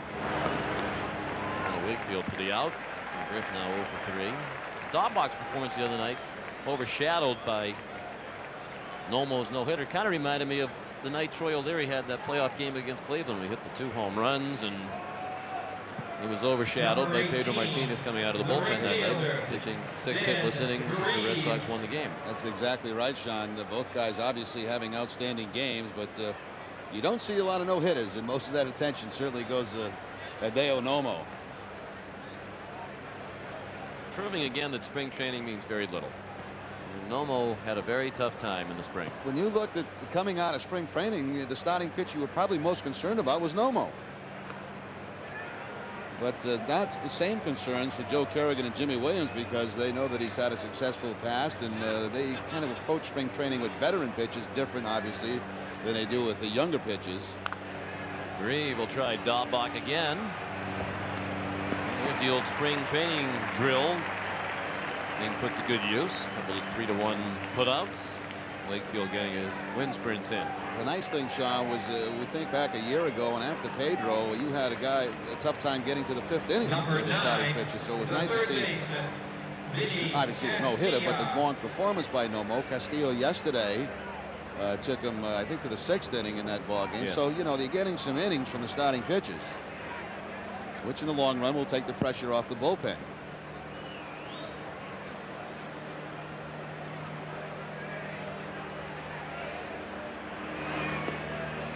Vinny Castilla takes a strike. He's grounded out, picked up an RBI in the 1st with the ground ball to short, and he walked in the 4th. Wakefield in relief of Ohka. Red Sox leading 8-3 in the 6th. Well, it was a magnificent performance, obviously a no-hitter, but also was just one game. I mean, can we look at it and say, okay, Nomo's going to be a solid guy? I mean, there were any pitchers who pitched no-hitters and vanished from the landscape shortly thereafter. Well, let's put it this way: after a no-hitter, it's all downhill from there. Yeah. you don't what do see you do for an encore? Don't see many back-to-back no-hitters. I was talking to Joe Kerrigan about him, and this was before the no-hitter, and he compared to his work ethic and his approach to the game, his knowledge of the game, to Brett Saberhagen. Jason Barrington was talking about how Nomo didn't like it when they almost had to shut him down in spring training. He was working so hard they had to hold him back. He'd want to throw more, and they'd say, no, that's enough for today.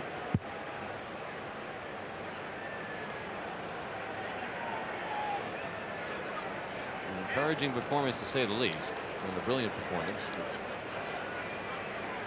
Will he and the others behind Pedro be able to do it consistently? That would be a key to this season for the Red Sox. Line to left, the base hit. Castillo with his first hit of the ball game. And the first hit given up by Wakefield. He's pitched an inning and 2/3 of relief. Castillo would like to have a big year for the Devil Rays. Of course, coming over last year from Colorado, injuries all throughout the season. Didn't have anywhere near the type of season he had hoped for. And he's off to a great start, hitting over 400 coming into today's game. He said the back injury last year and the oblique muscle didn't really cost him his bat speed. He just couldn't finish his swing.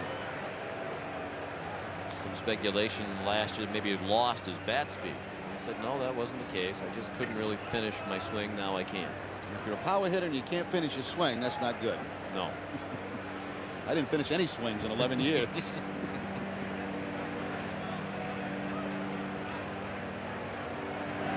1-0 to Bobby Smith. There's that belt high strike. Smith is lined to center and struck out. Those at-bats were against Tomo Ohka.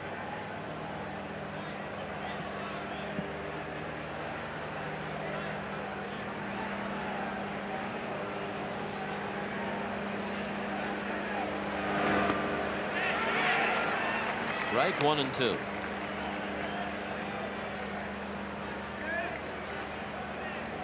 Break up the Minnesota Twins. They started the year 2-0 with victories against the Detroit Tigers, and they lead Kansas City today 3-0 in the 4th inning out of KC. I told you in spring training I'd pick them to be the most improved team in the American League. I'm not saying they're gonna, be in contention for a wild card or anything like that, but I think they're gonna make great strides. They get some good young players. Pretty good pitching too. You were so impressed by their victory in the Mayor's Cup. Oh, they just wiped us out early. Yeah. And the Red Sox again this year. Strike 3, says Tim Welke. And Smith is out on strikes for the second time. 3 strikeouts in 2 innings for Wakefield. The Red Sox still lead 8-3. Let's take a look now at the Red Sox upcoming schedule. It's brought to you by Campbell's Chunky Soup, soup that eats like a meal. This is a 3-game series. Game 2 tomorrow evening on Nesson, a 6 o'clock start, with Paxton Crawford on the mound for Boston. And Pedro's on the hill Sunday at 1 right here on Fox 25. In the series finale, it'll be Albie Lopez for the Devil Rays. Then the Orioles come to town Tuesday, Wednesday, and Thursday nights. All of them 6 o'clock starts. And Nesson has the action each day. The upcoming schedule brought to you by Campbell's Chunky Soup. This is a great day for some chunky soup. Cold and rainy. These fans are sticking it out. We had the usual sellout crowd for the opener, but empty seats starting to pop up all around the ballpark with the 5-run lead for the Red Sox and the dreary weather conditions. Mike Lansing enjoying the home opener. He homered in his last at bat against the starter Ryan Rupe. That came as the leadoff man of the 4th inning. Lansing's 1 for 2. Facing Mike Judd, who's done a good job in relief. Over an inning and a third, is not allowed a hit. He's walked 1. Well, maybe this rain will melt some of the snow that I still got piled up in the backyard. If it stays there, it may be July before we can open the pool. Oh, we're so sorry for you, pool boy. Excuse me, Mr. Marina Bay. I've been at your pad. Very nice. Well, thank you. Thank you very much. Overlooking the city, overlooking the airport, maids and butlers and everything. Yeah, that's right. That's exactly right. You wouldn't have snow in your yard if you didn't have, what is it, about 50 acres out there in the western suburbs? No, not quite. A lot of trees and shade. If I had 50 acres, it'd be up for sale, believe me. The 3-1 pitch bounced down to third to Castillo, across to Mcgriff for the out. You're probably just glad to see the family again. The spring training, then the trip out to Milwaukee, and I know you managed to sneak a day or two at home. Baltimore, but you hadn't seen much of the family lately. Didn't see him last night. Got in about 3 o'clock, and didn't see him this morning either. So you're looking forward to the post game then. Trot Nixon has walked, doubled, and flied to right. He's also made a terrific catch in right field, taking a home run away from Steve Cox. Nixon has scored twice.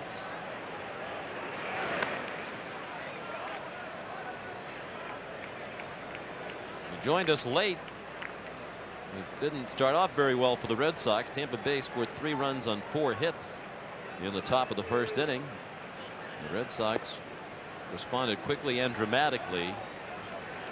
Nixon walked to open the Red Sox first. Jose Offerman singled, and after Carl Everett struck out Manny Ramirez, and the first pitch he saw as a member of the Red Sox at Fenway Park, ripped a line drive homer into the screen and left to tie the game. A little pop fly, shallow left. Martinez, the shortstop, has it.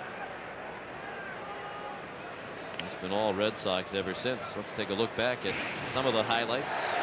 This is the Ramirez home run. It nearly knocked the screen over. It was hit so hard. Then in the fourth inning, Mike Lansing with the first of 2 solo homers off the starter Ryan Rupe in that inning. This line shot by Carl Everett with the right field bullpen knocked Rupe out of the ball game. Jason Varitek has a 2-run double. Everett's driven in 2 today with the fielder's choice for an RBI and the home run. The bats that were so silent throughout the 3 games in Baltimore come to life today.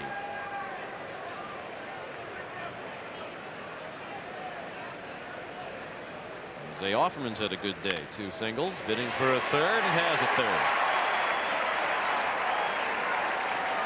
Looked like the pitcher Judd almost got it, and it had just enough steam to get past the second baseman Smith. So Offerman is 3 for 4 after a 2 for 4 night last night.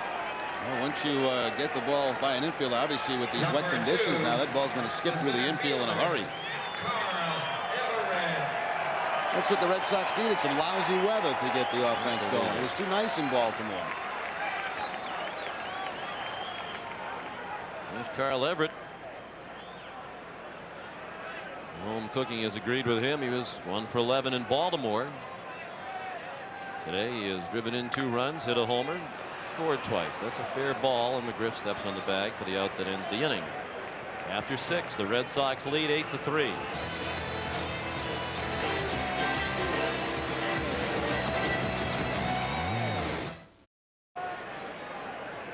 Carl Everett has hit a home run today. One of the 3 hit by the Red Sox. Mike Lansing and Manny Ramirez with the others. The Red Sox lead 8-3. They scored more runs today than they did in the 3-game series combined in Baltimore when they had a total of 5 runs. Lost a couple of really tough games. 2-1 on opening day. The outstanding performance by Pedro wasted. In extra innings they lost, and then they lost 2-1 last night on a bases loaded walk with 2 outs in the bottom of the 9th. Very seldom do you start the season with 3 very tight games like that. John Flaherty, the leadoff hitter against Tim Wakefield. He took a ball high, a bloop hit, and a strikeout for Flaherty today. This is his first plate appearance today against Wakefield. Wakefield's pitched 2 innings of relief, has allowed 1 hit and 1 walk, and has struck out 3. They have not scored on him. The Red Sox hang on to the lead. Tim's going to get a win today, since the starter Ohka did not go the required 5 innings. 2-1 on Flaherty. Felix Martinez, the number 9 hitter, scheduled to bat next, and then Randy Nguyen. A pop up in the center of the diamond. Offerman, 1 out.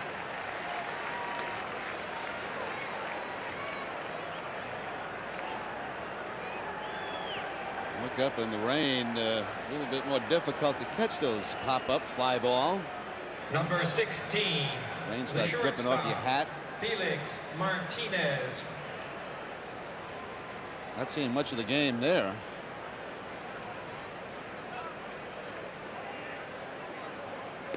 I think umbrellas, as Felix Martinez takes a strike, are about as likely to start an unpleasant conversation in the stands as anything else. You know, the people want to stay dry, but then it's blocking the view of somebody else. Next thing you know, we have a problem. Well, there's courtesy there. Now he's got that one low riding. I mean, just barely on top of his head. So some consideration for the people behind him. The conversation going on here. Yeah. Talk about the Celtics, the Bruins, Red Sox. You don't get a watered down beer that way. Now that guy standing up there. Martinez hits it to shallow center, and it drops. Never playing exceptionally deep for a slap hitter like Felix Martinez. The ball landed a pretty good distance out in the center field, but still dropped. The bloop hit for Martinez. He's aboard with 1 out here in the 7th. Number 2. Watching Carl early in the season, it does look like he's playing a deeper center field than we saw a year ago. I remember early in spring training, it burned by a couple of balls over his head, and then it seemed like from that point on moved back a few steps.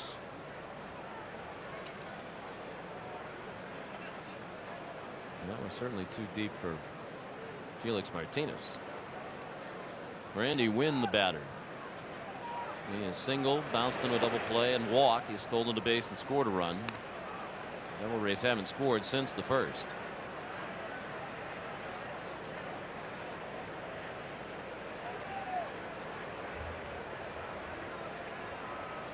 There are some sports facilities around the country where they don't let you bring umbrellas in. It's less of a problem right now than it would have been because there are a lot of empty seats now. So sometimes you have your umbrella up, but there's nobody sitting behind you to block. That's too bad. Conditions have turned this way on opening day. It was very pleasant this morning down on the field. Terrific, beautiful, not cold, and dry and sunny. Yesterday, beautiful day. And where's this junk coming from? The west? The west. Yeah, because flying up from Baltimore last night, it was very clear. We're going to have a news update in a couple of innings, and Kim Martucci will give us the latest on the weather. Is Kerry Lee going to be on that? Kerry Lee Halkett will be. Oh, well, I have to call Wally and tell him to make sure he turns on. You know where Wally is, because that's one of the big questions around the park today as I walked around. Where's Wally? I said, I don't know. I'm sure Jerry will, but he might not be at liberty to say. Witness protection. Swing and a foul ball over by the Red Sox on deck circle. As you know, last season he's a very big fan of Kerry Lee's and always catches the news on Fox 25 and certainly enjoys the updates here at the ballpark in the middle of the game. Well, the ratings for Fox 25 News have been skyrocketing, phenomenal, and well deserved because they put on a terrific newscast. But I think Wally had a lot to do with that. You know, there's many appearances around New England, and he would spread the word. Folks need to watch Kerry Lee and the rest of the news gang, and it's paying off. Yeah, he's done ratings are skyrocketing. Much more to promote that than we ever could possibly think of doing. We try, but well, he's much more popular than we are. Right. Full count with 1 out, and Nguyen goes down swinging. So Wakefield is racking up the strikeouts. That's 4 for Tim in 2 2/3 innings of scoreless relief. He's had strikeouts on all pitches too. Fastball. Here's a curveball from Wakefield for the strikeout, and he's also had one on a knuckleball. So Wakefield mixing in all 3 of his pitches today. So Nguyen succumbs after a 10-pitch at bat. Red Sox leading 8-3 in the 7th. 2 outs and a runner at first. Here's Steve Cox with a home run taken away by Trot Nixon on his drive to the wall and right, just at the edge of the Tampa Bay bullpen. And in the 5th inning, Cox singled and scored in the 1st. 1 strike on the left fielder Cox. The runner goes, and they won't contest the play.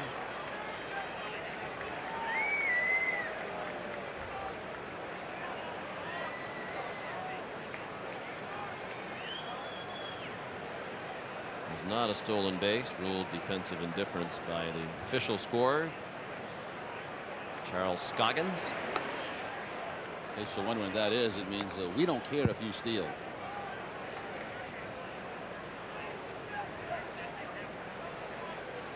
Is that a new wrinkle this year out above the Jimmy Fund sign? They have a little sign that posts the scoring decisions for the folks. And there's another deep drive toward the triangle. Everett retreating, and that ball's over his head. He slips down on the dirt as it comes out of the garage door. Martinez scores on a double by Cox, and it's 8-4. So we've been playing at deep center field. That one was just hit so hard and so far, no chance for Everett. Yeah, he's off to a great start. That breaking ball down, and Cox is a very good low ball hitter, and got a couple of hits in this game. He came into the game hitting 500. A little slip there as Everett went toward the garage door. And a stand-up double. So now it's a 4-run ball game. And Joe Kerrigan out to speak with Wakefield. Looks like Pete Shurick is starting to loosen out in that Red Sox bullpen. It is Pete. Now, what were you talking about, Sean? Right above the Jimmy Fund sign, there's a little mini scoreboard. Oh, yeah. And when there's a scoring decision, like it flashed up defensive indifference right there. I think they had that up toward the end of last season, if I'm not mistaken. I don't remember that. I think when they put up that milk bottle. Yeah, I'm a little disappointed in the milk bottle. I thought, in this day and age of gadgets, maybe it would do something. If the Red Sox hit a home run, it might spill some milk or, whatever. Calcify, whatever milk does. Yeah, this neon stuff above the milk bottle, I think, does something? Yeah, when there were home runs, I think that was all. I missed that, too. Well, we were watching the home runs go, so I wasn't looking at the milk bottle. But we'll look for that the next time. So those things light up there. Either that or just a lot of tangled wires for no particular reason. Greg Vaughn, the batter, 1-1 the count. He has singled and struck out twice.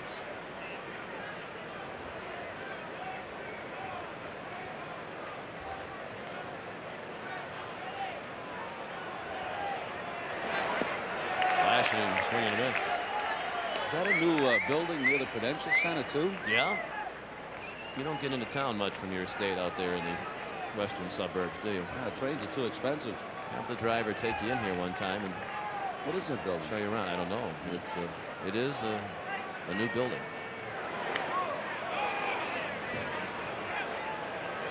Just to our right of the crew, we look over there.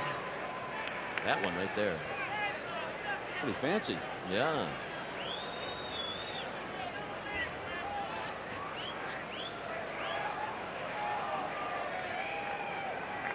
On Huntington Ave, we're told. Is that an office building or apartments? Or what is that? Do we know? John Wilson apparently doesn't know. See, I think that would be a good place for you, Jerry, when you decide to leave the mansion. Look out. As you get a little long in years and kids leave the nest, maybe a nice little skyline hideaway looking right down at the ballpark. Well, wouldn't that be special?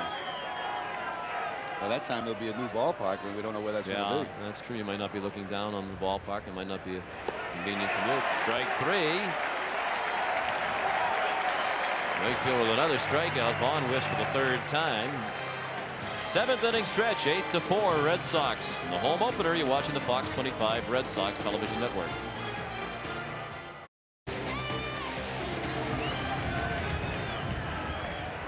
And settling back into their seats after the first 7th inning stretch of the season, Manny Ramirez leads off. He ignited this crowd with the home run on the first pitch he saw back in the first inning with 2 men aboard, a 3-run homer. His first as a member of the Red Sox. Tied the game at 3. Pulled foul. Oh, we have a lefty down the line, and whoops. New attendant this year, the lefty. And he could have a short stint. Nice new outerwear, though, they have. What about the form? In good position, but just the glove comes up just a bit too soon. Get down on his knees and shaking his head. I think he knows, too, that all of New England, he's looking at the glove. Wasn't the glove's fault. First chance. Oh, the indignity. And that's the problem he's got to watch on. You can't play defense with a watch. Why do you have to know what time it is when you're out there in the field? No clock in baseball. No. 5-hole. Got him. Ramirez, the 3-run homer. He struck out in the 3rd, walked in the 4th against Mike Judd. He was the first batter to face Judd. And a very good job in relief, 2 1/3 scoreless innings after coming in for Ryan Rupe. And threw a fastball by Ramirez for strike 3. The Judd's done a very nice job quieting down the Red Sox offense since coming into the ball game. Fastball up above the belt and away from Ramirez. Second time the man has struck out on the day.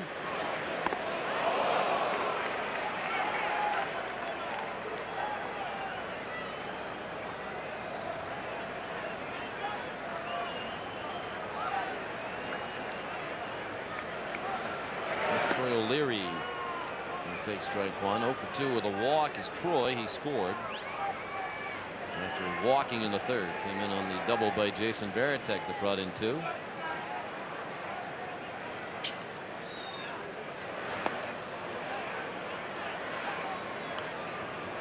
Oh, and 2 is the count.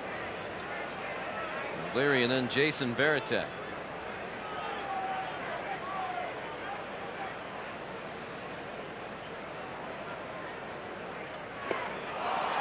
Swing and a miss. And the native starting to get a little bit restless with O'Leary, as he is still looking for his first hit of the year. Now 0 for 15. Yeah, really been a scuffle for Troy, and that pitch way out of the strike zone, but that's what happens when you don't have a hit. You're trying to get 4 in one at bat, and it just doesn't happen. Change up that time to O'Leary. And Varitek takes a strike. Jason's 1 for 3 with a 2-run double to left center in the third. Red Sox leading 8 to 4. They're out hitting the Devil Rays 9 to 8. Neither team has made an error. The rain has slowed down again. Just a very light mist.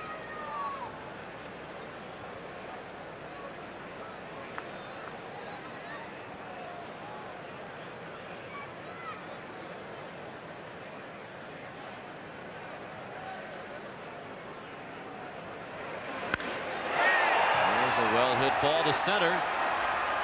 Randy Nguyen back on the warning track to make the catch.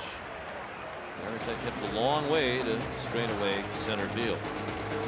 Pete Shurick's going to be the new pitcher for the Red Sox when we go to the 8th inning on opening day at Fenway Park. Back at Fenway, the Red Sox leading 8 to 4 as we go to the 8th. The game summary is brought to you by Dunkin' Donuts. Red Sox trailed 3-0 after a half inning, but Manny Ramirez tied it up very quickly. A homer in his first Fenway at bat for the Red Sox on the first pitch thrown to him by Ryan Rupe. Mike Lansing hit his first career Fenway Park home run. Carl Everett has also homered, and Jose Offerman has been a big boost to the offense the last 2 days. 2 for 4 last night in Baltimore, 3 for 4 today. The Red Sox, who could not come up with a hit with men in scoring position in Baltimore, 3 for 6 in that situation today. The game summary brought to you by Dunkin' Donuts. The third Red Sox pitcher of the ball game is the only lefty on the staff, Pete Shurick. And one of the nice stories coming out of spring training, Shurick, of course, had surgery at the end of last season, and nobody really knew what to expect out of Pete, but pitched very well during spring training. 11 games, you can see, only 10 hits in 13 and a third innings, 13 strikeouts, and today Pete making his 2001 debut.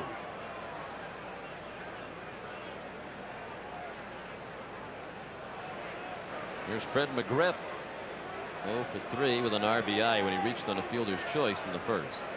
He also scored in the first. Good work by Tim Wakefield. Just 1 run allowed in 3 innings of relief.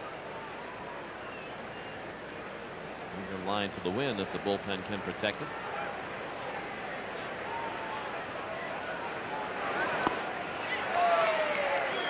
And a miss, strike 1. Mcgriff, Grieve, and Castilla, the middle third of the order coming up. Wakefield in his 3 innings gave up 3 hits. He walked 1 and struck out 4.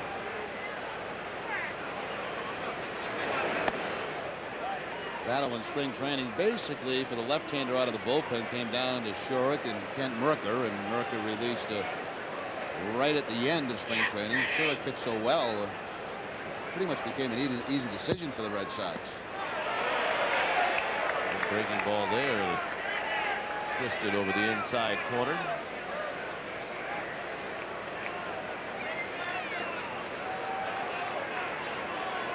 One and 2 the count. They play Mcgriff to pull all the way around in the infield and outfield. Shurick just missed. See the shortstop Lansing playing up the middle. Everett several steps toward right. Nixon a couple toward the line. Reed blowing out toward left. And that's in the air toward left. And O'Leary backpedals to make the catch right in front of the wall. Unusual, Sean, to see the breeze blowing out toward that direction and have it this cool at the ballpark. Usually in April when it's cool like this, it's because debris is coming off the water and almost straight in from right field. There's the flag up above us. You can see that's blowing out toward the outfield. The flag in center field indicates, and that flag on the roof and right indicates it's blowing out toward left. Mcgriff, the hitter. He takes a strike.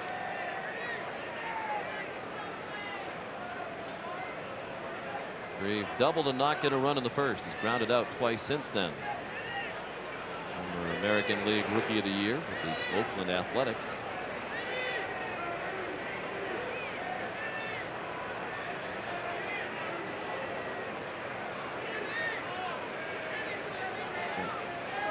Three full seasons in the majors with Oakland.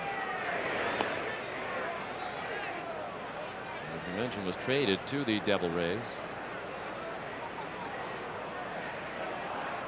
Roberto Hernandez and Corey Lytle in early January.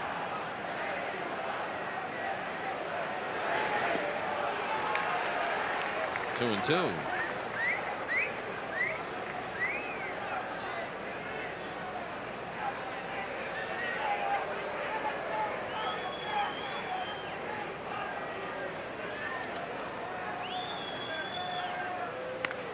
Grounded back to the mound, and a nice play by Shurick to snare that one. It looked like it might go right through his legs.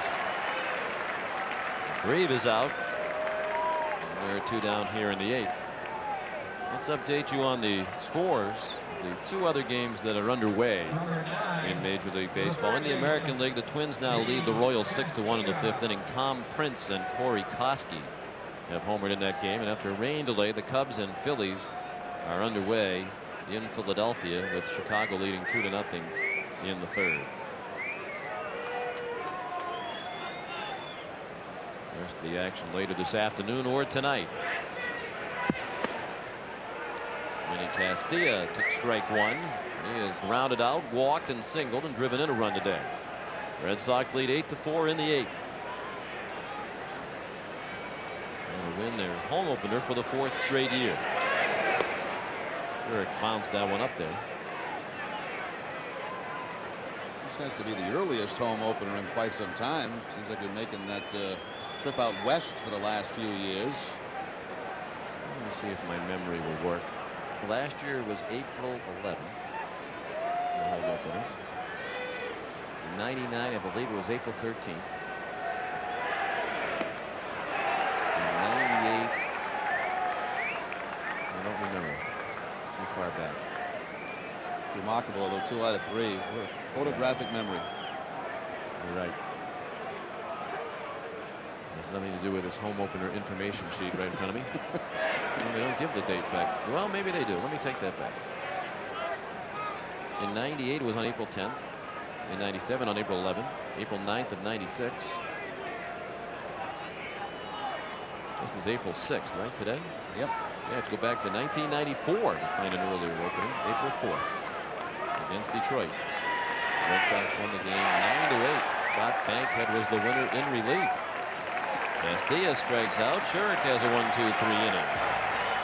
After 7.5 innings, the score: the Red Sox 8 and the Devil Rays 4. This is the Fox 25 Red Sox television network. Now here's Kerry Lee Halkett at the Fox 25 news desk.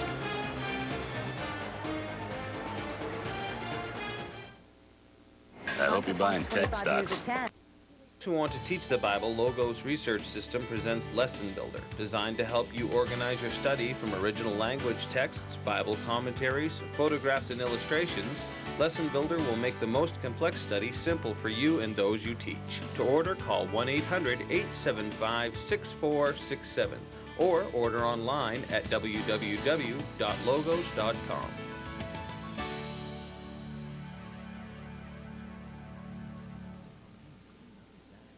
At Best Buy Auto Sales, our business has grown specializing only in the sales of quality used vehicles. We believe in displaying only the finest units available. Each vehicle is inspected thoroughly before you even see it. Our reputation has been built on word of mouth by our customers. you can get an honest deal on a vehicle you can trust. We offer on-the-spot financing with easy credit terms. You don't have to tow them off the lot here. Best Buy Auto Sales. One day these rats were playing in the woods. What is the matches and that's no good. Yow! Don't play with matches. Don't play with fire. Fire! For a gorgeous forest, what you desire. Don't play with matches. Don't play with fire. Only you can prevent forest fires. Fire!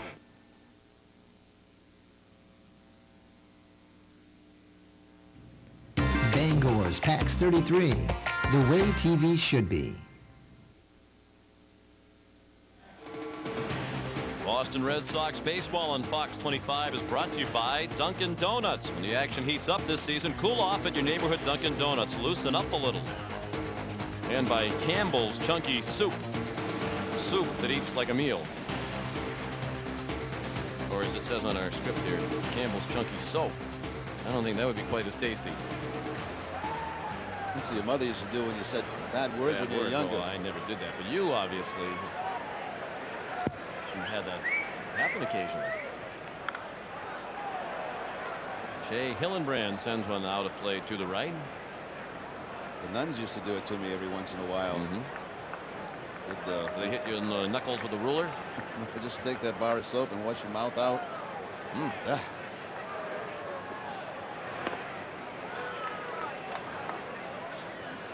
0-2 the count on Hillenbrand. Orlando Arrojo warming up in the bullpen.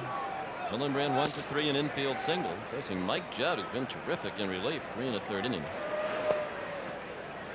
I don't think he's related to the fabulous singing Judds.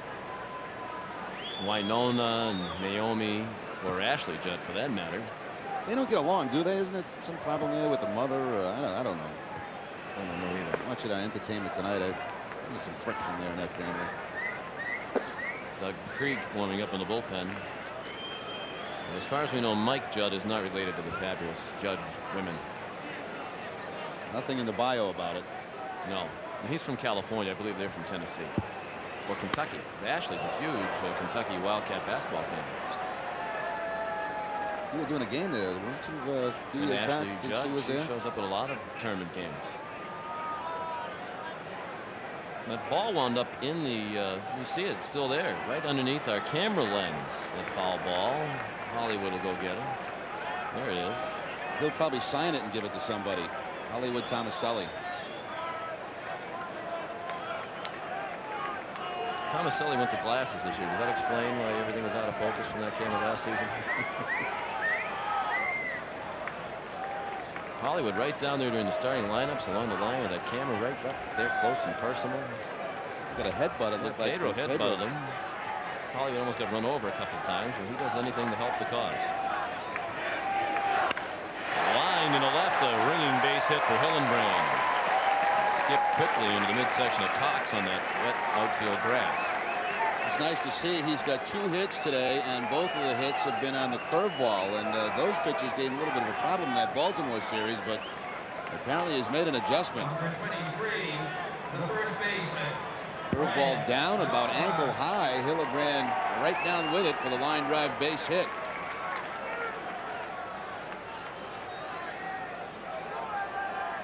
So Shea's aboard. The Red Sox have 10 hits.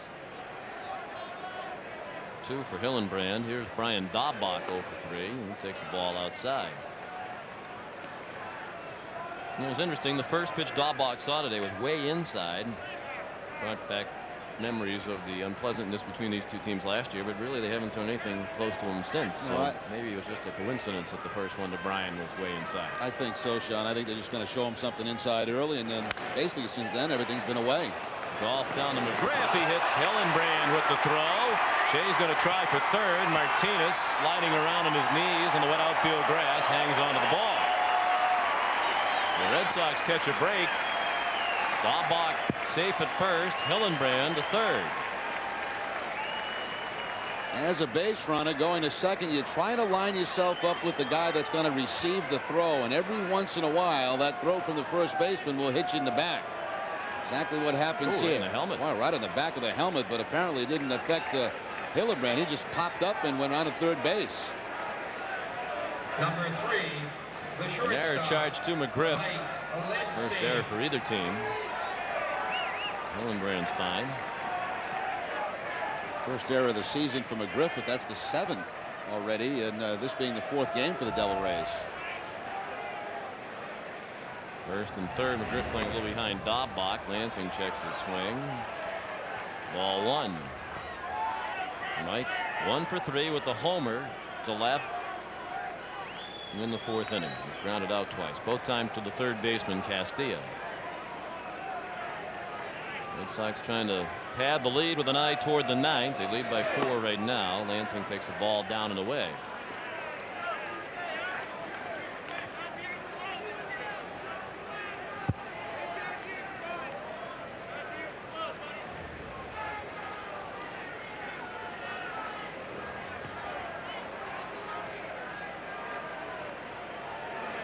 Tomo is low. Judd might be running out of steam here.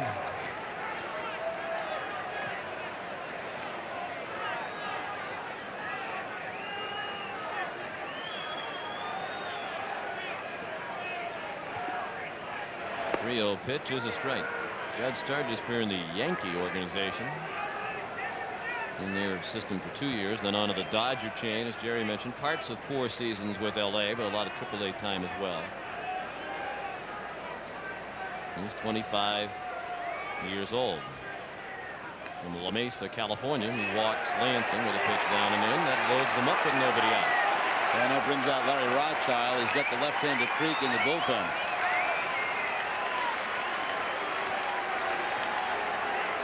That'll do it for Judd. After 3 1/3 innings of relief.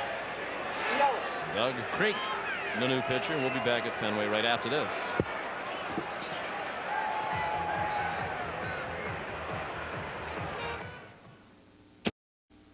Well, come see the Sox from Tuesday, April 24th through Thursday the 26th as they take on the Minnesota Twins. Tickets can be purchased 24 hours a day by calling 617-482-4SOX or by logging on to RedSox.com. And the new pitcher will be left-handed Doug Creek, 45 games last season. And matter of fact, he held left-handers a year ago to a 170 batting average. That was second best among American League relievers. Kelly once in Chicago was at 160. He's already making his 3rd appearance of the year for the Devil Rays, so he's been busy. The only lefty out of the bullpen. Number 7, the Wakefielder. Like many of our creeks around here, are very active spring. We don't need any more rain. Making a good use of the paper. Bases loaded for Trot Nixon. Another good day. Walked and doubled and scored twice. 1 for 3 and made an outstanding catch in right field. Creek's first pitch. Trot sends it out of play to the right. Raining harder now. As you can see, a lot of the seats are empty. Many of the fans have just moved back into the grandstand section underneath the overhang where it's dry. A little more crowded up there in the blue seats. Hillenbrand at 3rd, Dahlbach at 2nd, Lansing at 1st. In the dirt, good block by Flaherty. Putting the runners right where they are. Now, the way it's raining now, it's a good thing this is getting close to the end of the ball game because you'd have to start thinking about covering the field.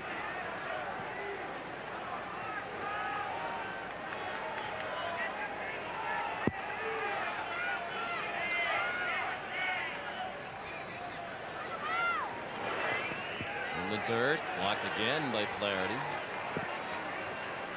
2-1. Creek's been around. Pitched for St. Louis, San Francisco, the Cubs. Spent 1 year, 1998, pitching in Japan.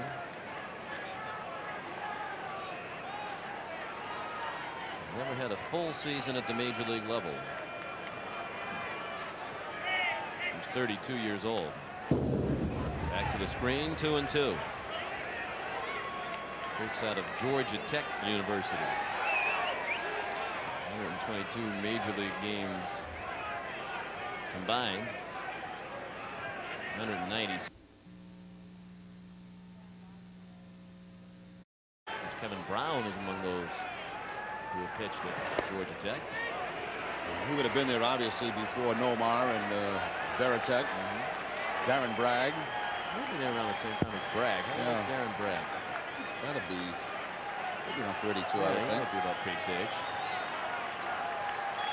Full count with the bases loaded. Chance to break it wide open. Nixon jammed and fisted one foul. That'll be a soggy souvenir on the left side. Pause for station identification on the Fox 25 Red Sox television network.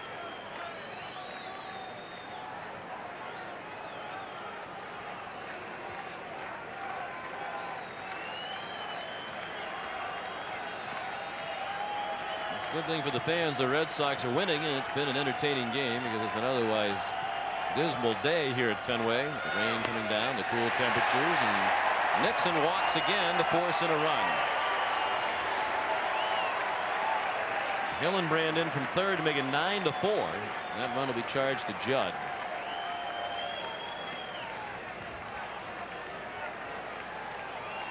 It looks like it's going to be Doug Creek for a while because there is no action at all in the bullpen for the Tampa Bay Devil Rays.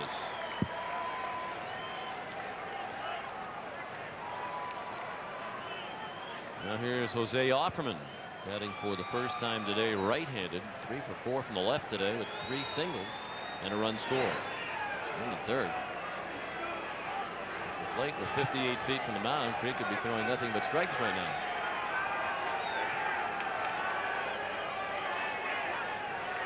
Flaherty's had his work cut out for him in this inning. He's had to block a number of pitches in the dirt.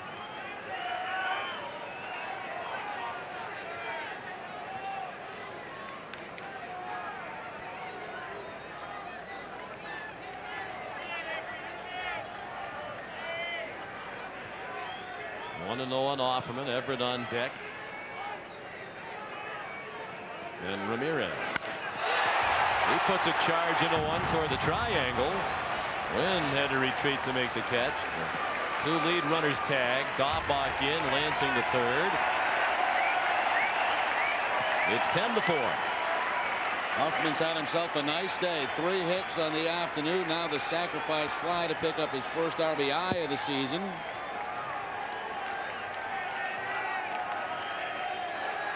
Red Sox increased their lead by a couple of runs. Number 2. We ought to go back to one of your rules. The teams could have carryovers. Like the Red Sox may not need all these runs. They obviously could have used some of them in the previous 3 games. So maybe you could say, okay, that's all the runs we're going to take today. And if you score any more, we'll hold them in our account and we'll use them in the subsequent game when we need them. You forfeit your at bat, but then you can take it if you fall behind in the game again. You can take those at bats later. Everett takes a strike. Carl homered, line shot into the Tampa Bay bullpen and right in the 4th. He's driven in 2 runs today and has scored twice. He's 1 for 4. Outside. The ball and a strike. 10 runs, 10 hits for Boston. 4 runs, 8 hits, and an error for Tampa Bay. An error in this inning by Fred Mcgriff.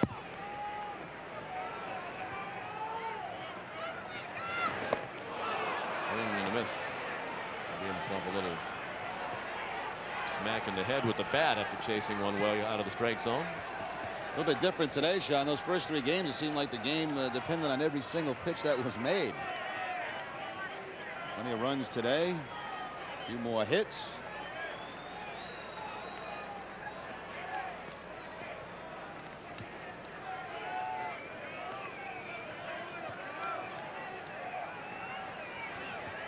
Doug Creek with the 1-2 pitch. Chased another one in the dirt.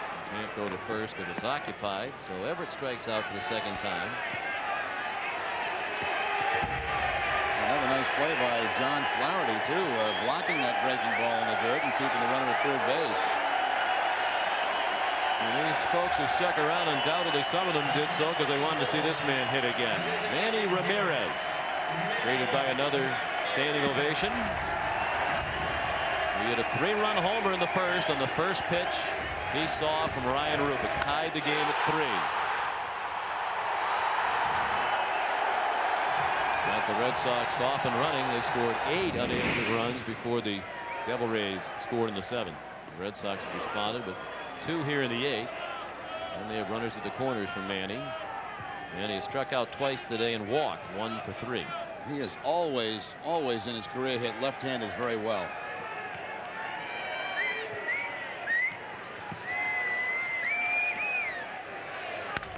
And he lines that one toward the wall and left. Almost out of here, not high enough. It's another RBI as Lansing scores on a wall single. Nixon to third. 4 runs batted in. His Fenway debut as a member of the Red Sox. Lefties don't get Manny Ramirez out very much. He is right on that. Another hard line drive off the wall. It was funny watching him go around first base. Tommy Hopper was almost trying to hold him. He didn't want him to even try to go to second base and hurt that hamstring again. Well, why not run for him here? Although he could just trot around, I suppose. Yeah.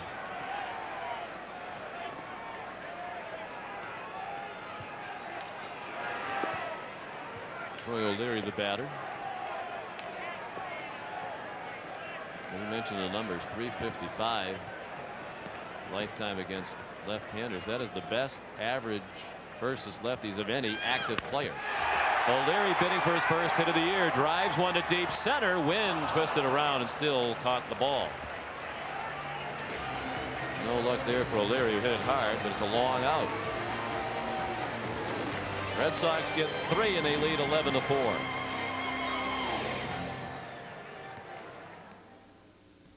Fenway Park, the Red Sox with 11 runs on 11 hits. A memorable Fenway debut as a member of the Red Sox for Manny Ramirez. He's homered and driven in 4.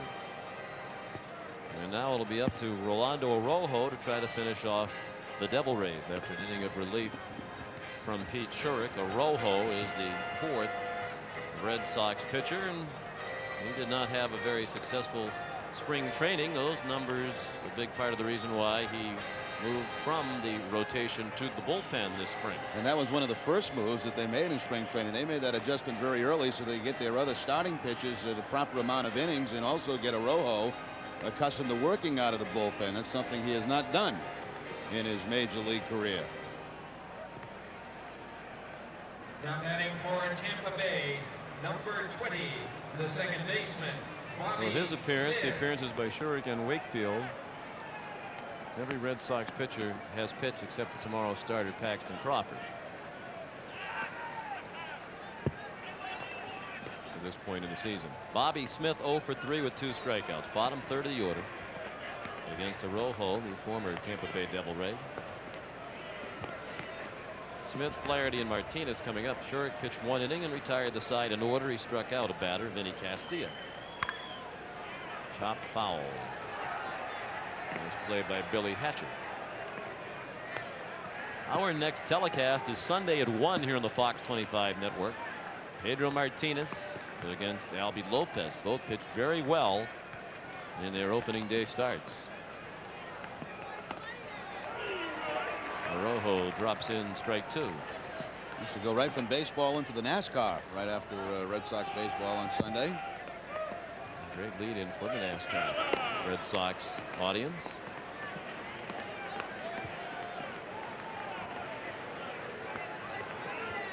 I can tell you're getting into the NASCAR. You know, a lot of other people. Down to third, well struck, but more or less right at Hillenbrand. 1 out. Play of the game is brought to you by your New England Ford dealers, and it's the home run by Manny Ramirez in the first inning to get this game tied up. His first in a Red Sox uniform, picks up his first 3 RBIs. He has since added a hit and an RBI in the game. For the best selection of cars, trucks, and SUVs on the planet, visit your local New England Ford dealer or log on to newenglandford.com.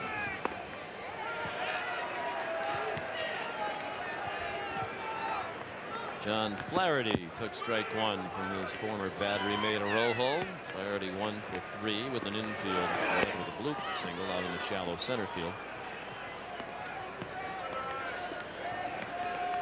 1-1 now. Red Sox lead 11-4 in the 9th on their way to victory on home opening day.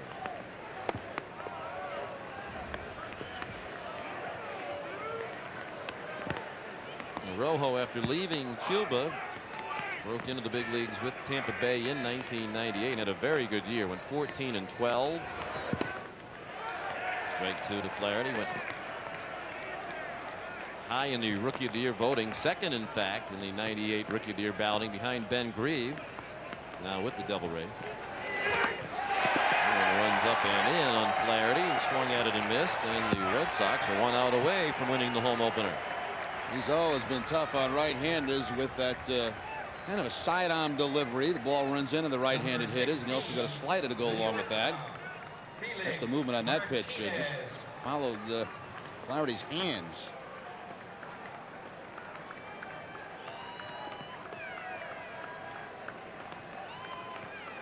Felix Martinez, 1 for 3. Had that bloop hit that fell in front of Carl Everett in the 7th and scored a run. 1 strike on Martinez. Chop to short, that should do it. Lansing, low throw, dug out by Daubach, and the Red Sox win the home opener. 11-4, the final. Tim Wakefield, the winner. We'll have the totals and more from soggy Fenway after this.